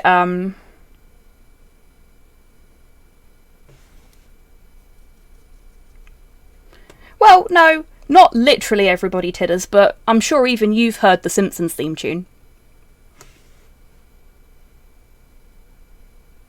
It's a very well-known piece of music. It's up there with DuckTales as one of the world's most well-known pieces of music. The DuckTales theme tune, that is.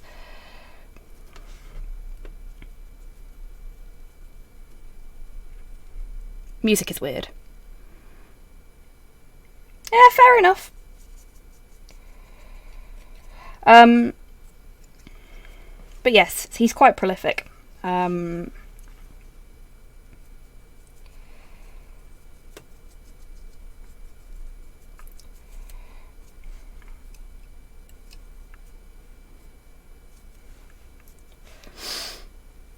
He also did music for Mission Impossible. Yes, he did, Agent Sinister. I always forget about that.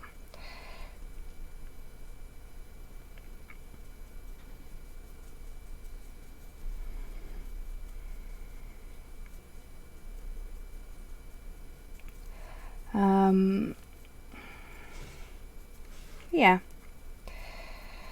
It's a very interesting fellow with a very interesting life. He's also... There's a character in... For folks that play WoW, there is a Danny Elfman character in WoW. See, this is how much I know about Danny Elfman and Oingo Boingo. I know that there's a WoW character named after him, even though I don't fucking play WoW. I did a lot of research. Ooh, good choice, whoever put this in. Bit of Darren Korb never goes amiss. Spawn banished to the outer darkness. Welcome back, Cypher. You're in your happy place, are you, Longfang? And why is that? Trying to think. Other fun stuff that I can tell you about Danny Elfman and his connections.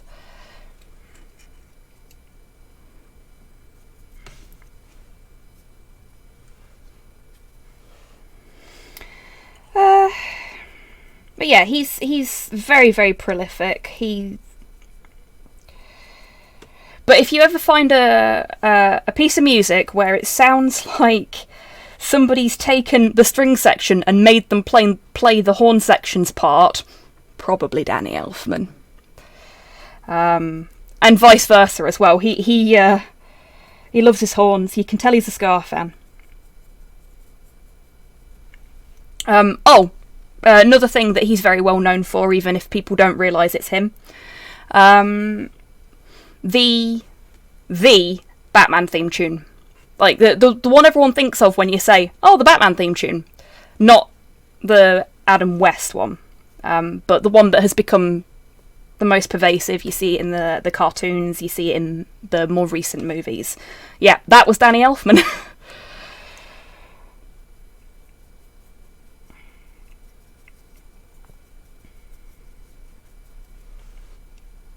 He's, the Tim Burton one. The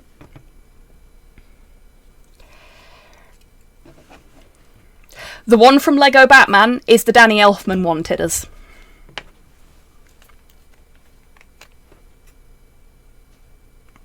If you mean, like, the games. Yes, he did. Longfang. Well, yes and no.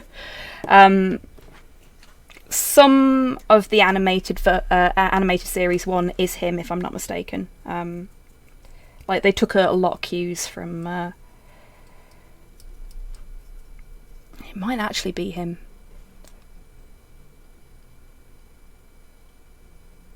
The Edge to the Batman theme. Damn, did not know that.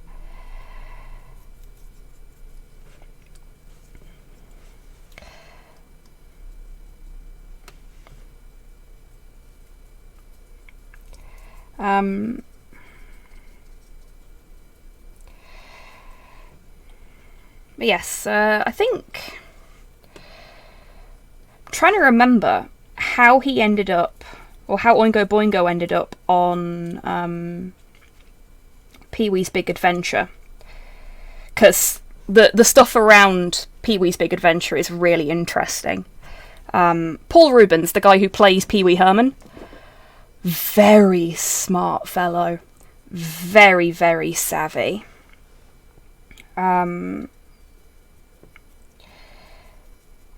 He specifically requested Tim Burton for Pee-wee's Big Adventure, because he saw that this guy was talented and was like, no, I want that one. I'm going to nurture him. And he does that with comedians, with actors, with directors. He spots talent and he forces the studios that he's working with to work with this talent so that they can get their break. But he knows talent. He's got a gift, does Paul Rubens. And he's apparently a really nice bloke.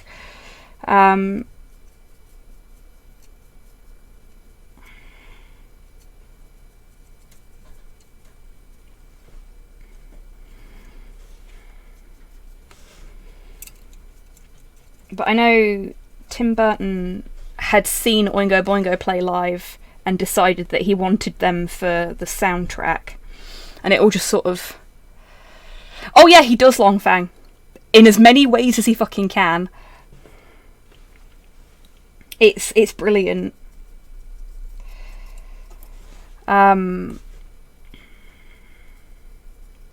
It's also the voice of...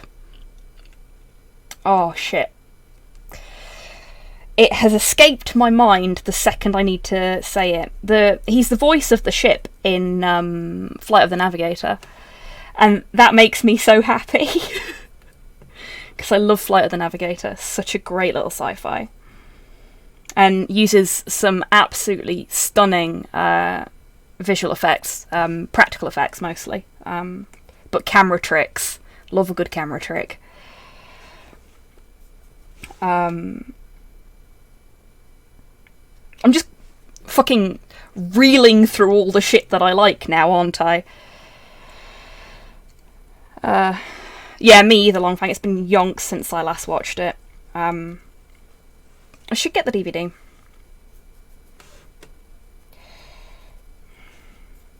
We had it on VHS when I was a kid.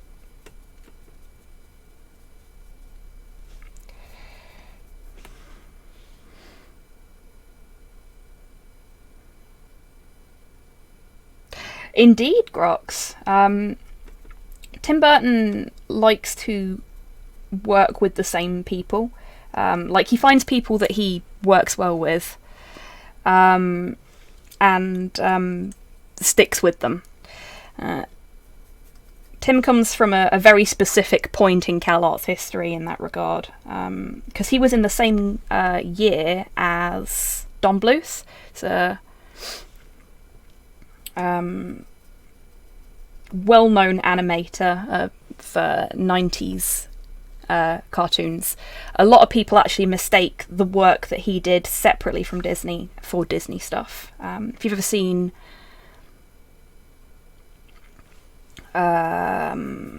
Anastasia, my personal favourite is The Pebble and the Penguin, or A Troll in Central Park. Actually, that's pretty good. Banjo the Woodpile Cat, The Secret of Nim. Secret of Nim's a fucking brilliant film. Any of those, they're all by Don Bluth, but they were all done by Don Bluth after he left Disney in a fucking cloud and took all of his mates with him, except for Tim Burton. Yeah, Secret of Nim's fucking awesome.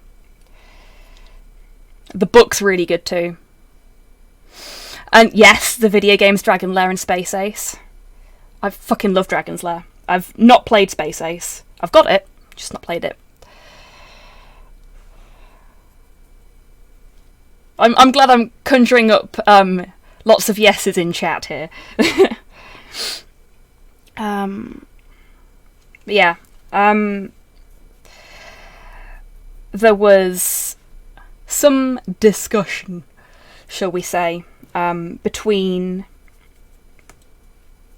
Don and other folks at Disney that resulted in Don going, fuck this, I'm out of here. Dragon Slayer's fun, dammy. Sounds like a Sunday stream option. Maybe. My timing is terrible. I mean, it might be good for, like, a random Friday sometime.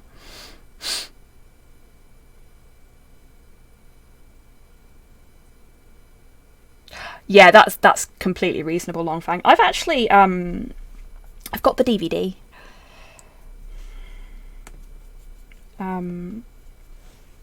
Downstairs, I think. I think I've still got it. I hope I've still got it.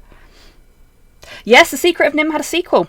I don't know if it's based on the sequel book. I really hope not. Because Mrs. Brisby and the Rats of Nim... No, Mrs. Frisby and the Rats of Nim. There we go.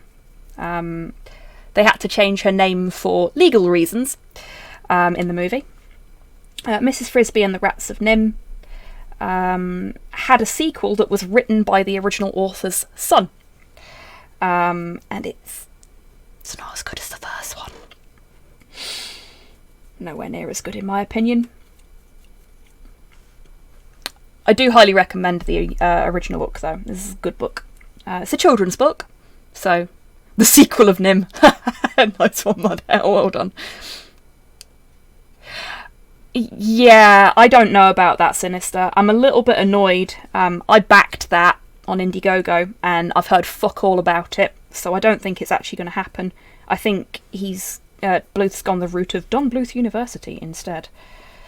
But that was early days of Indiegogo when things weren't really in place properly. Oops. Okay, Tids. Well, I will finish up when Slow comes to get me for food, which should be soon.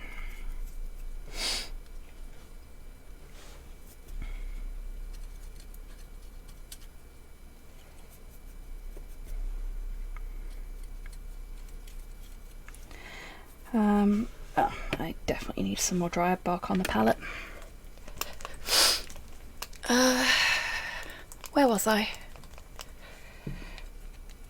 Oops. Knocking him over.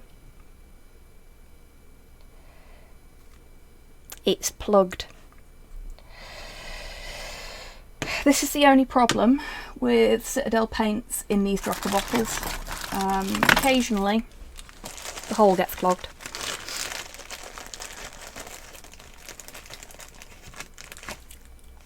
But it's fine, I've got pins. Hey Pudlord, how you doing? Oops. Punching the camera again. There we go.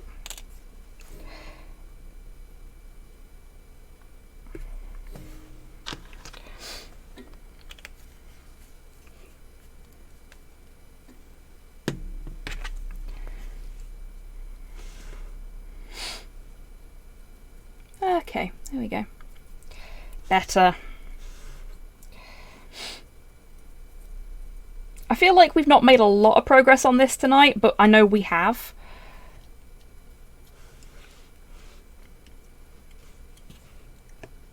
I mean, you know, he's brown.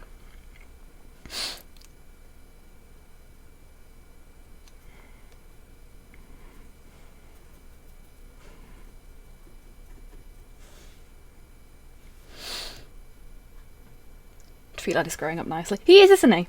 I'm quite pleased with him. I think he looks quite cool. And I don't normally feel pleased with my miniatures, I've got to admit. Just hope I can do him justice in the paint job.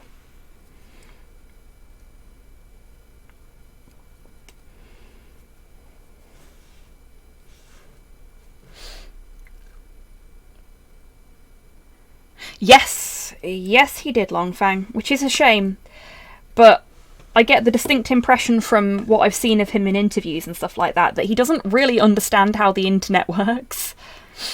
And I think he probably got in over his head. Which may seem a little harsh, but yeah.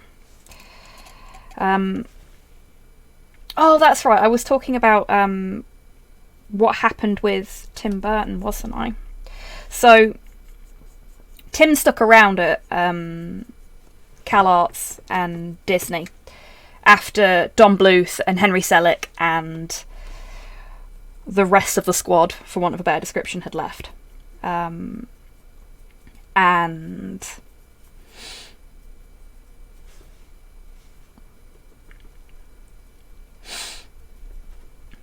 he sort of worked away as best he could. He did some background stuff for the Black Cauldron, which is one of my favourite Dark Age Disneys. Yes, Pudlord, I'm going to be painting him up as kind of a silver birch with lots of moss and stuff on. But I'm just doing the sort of... I'm going for a brown base to get the sort of darker notches, for want of a better description. Yeah, that's fine, Hans. I am going to finish up when Slow comes to get me for food.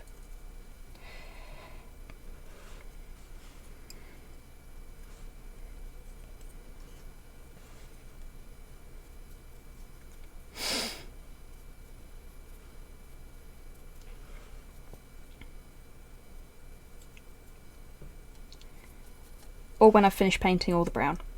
We'll see. What Where was I? Oh,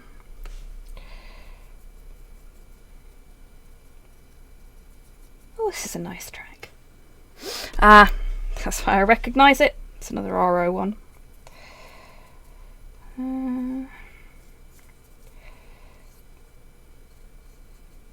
Actually, I think I'll leave them because they'll go green.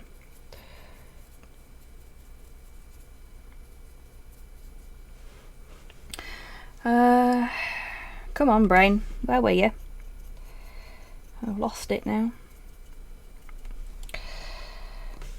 Ah, that's right. So yeah, he did some of the stuff for the Black Cauldron. He did some incidentals for the Fox and the Hound, but was told that his foxes looked like roadkill, so they didn't get used. And whilst he was working on all this sort of background stuff. Okie dokie, Hans, you take care. Thank you for popping in tonight. I hope you have a nice rest of your evening.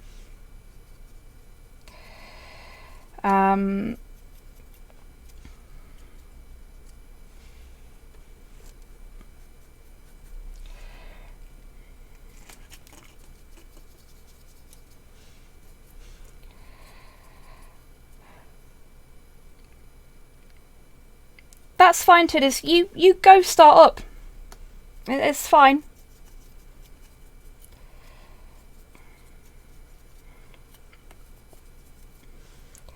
Right.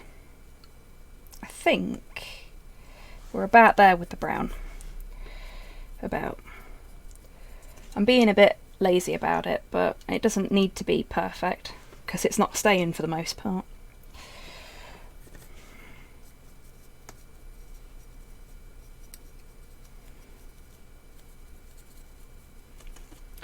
Got to decide what time of year it is for this fellow as well, so we know what colour to paint the leaves.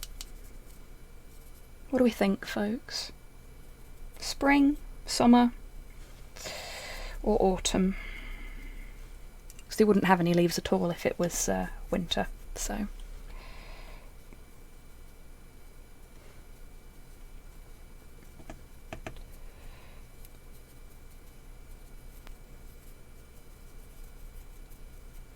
I've not heard this in a while. Kiki's delivery service.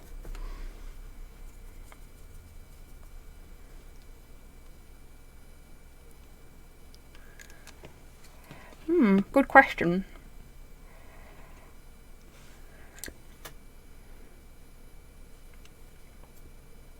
I mean, I think green will look nice when he's all done. They look like summer leaves. Yeah, I guess they do. Or spring leaves, maybe. I think spring or summer would look nicest, because it'll be little flecks of green in amongst the silver. Oh, really, Dammy? I've not read the book.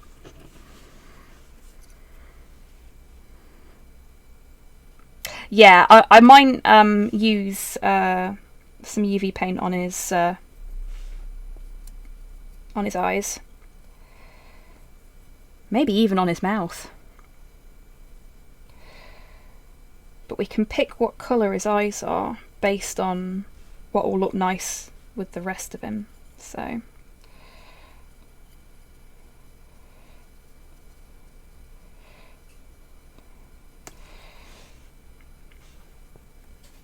because I've not had to mix this brown, because it's just flat dryad bark, I don't need to stress too much about getting all of this painted, because I've not done his face yet. But yeah, that would do. Got most of it covered. Oh, and I do need a stretch. Yes, that's exactly what I'm thinking, Longfang. Oop. But yeah, so that's what I was saying. Sorry, I keep getting distracted. Hey, Cyborg, I hope you're okay.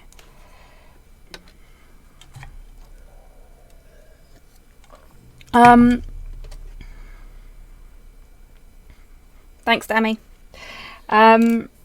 Yeah. So before I finish up, I'll finish the fucking Tim Burton story that I was telling. So he was doing all of this background stuff, but at the same time he was working on a couple of personal projects. He was writing a poetry book, and he was also working on this Christmas story about a skeleton who steals Christmas, basically. It's a mix of all of the things that he loved growing up, because he was really into Ray Harryhausen and monster movies. You can see why I like him, right? Fuck it. This is easier, innit? Yeah, he was really into all the kind of shit that I'm into, frankly. And he used to make a lot of home movies when he was a kid. I'm sorry to hear that, Cyborg. Massive hugs, mate.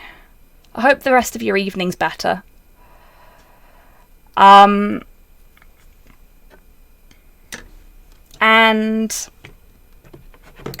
he'd been writing this story for a while, and he really wanted to make it into a film.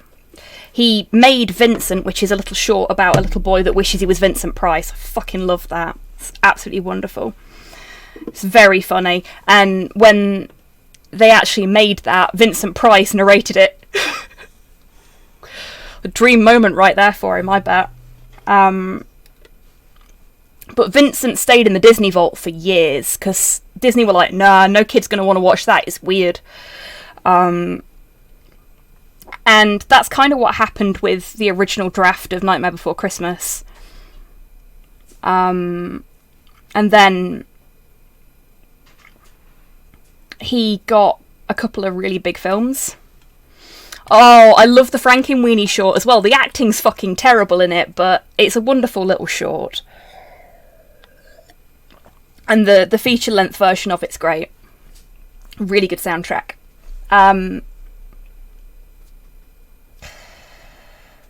Frankenweenie is basically Tim Burton's childhood, for the record. But yeah, so he got a couple of big name films under his belt. He did Batman, for one thing, and he did a couple of other things. And Disney were like, hey, you know that movie you wanted to make? We'll let you make it, but you've got to put your name on it. But he was busy with Batman Returns. Couldn't direct it. They got Henry Selick on board to direct it. And that was the start of a beautiful friendship.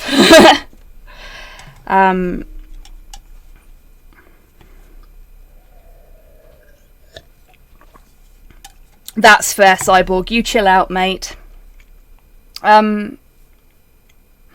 But yeah, the whole story of how everything sort of came together to allow that film to happen in the way that it happened is very, very interesting stuff. Aw, Modhell, that's lovely. Give Murder Bunny a little pet from me. Yeah. So that was what that ramble was all about, or what it was leading up to. But yeah, I think you're right, Longfang. Going back to the point you made earlier, I think everything that happened at Disney when Tim was there did definitely have an effect on the way he behaves, and the way he sort of interacts with the cinematic world. First Burton was Corpse Bride. That's a good starting point, to be fair. And again, Danny Elfman is in that. He plays Mr. Bonejangles and does most of the soundtrack, if not all of it, if I'm not mistaken. I got the immeasurable pleasure a few years back of seeing Danny Elfman do a Tim Burton Danny Elfman tour, where he toured around the country with, I think it was the London Philharmonic, performing tracks from the movies that they'd worked on together. And I didn't know that Danny Elfman was actually going to be there. I thought it was just, Philharmonic playing Danny Elfman's music. Including the Mars Attacks theme tune. They got the only theremin player in the UK, like proper theremin player, the theremin player who plays for the Doctor Who theme tune, to tour with them to play the Mars Attacks theme tune. But there was a point when they were playing songs from The Nightmare Before Christmas, and Danny Elfman burst onto the stage and started singing. And I found the other day when I was looking through my stuff a teeny tiny little clip of him singing the end of Oogie Boogie's song from The Nightmare Before Christmas. And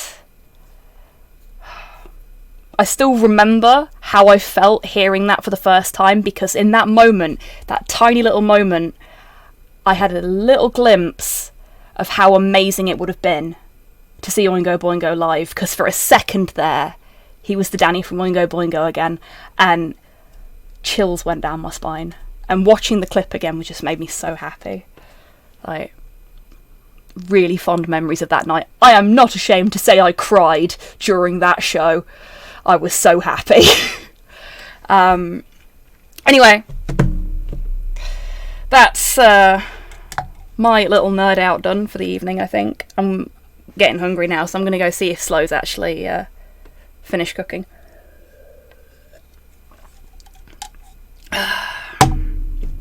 Thank you, everybody, for bearing with me while I rambled about Tim Burton and Danny Elfman. There's more where that came from. Okay. Who have we got that's live at the minute? Because I think Duke's back on now, isn't he? This is a good cover. I like this. He is. Now, Duke has been offline for a little bit because he's been moving house. So I've not been able to raid him for a while. I think today is the perfect day to change that. I think he's playing Darkest Dungeon as well, which is neat. So, massive thank you everyone that's come along today. I hope you've had a good time. I'm feeling loads better than I did when I started the stream, so thank you everybody, both for listening to my rambling and for keeping me company and putting nice things in the jukebox.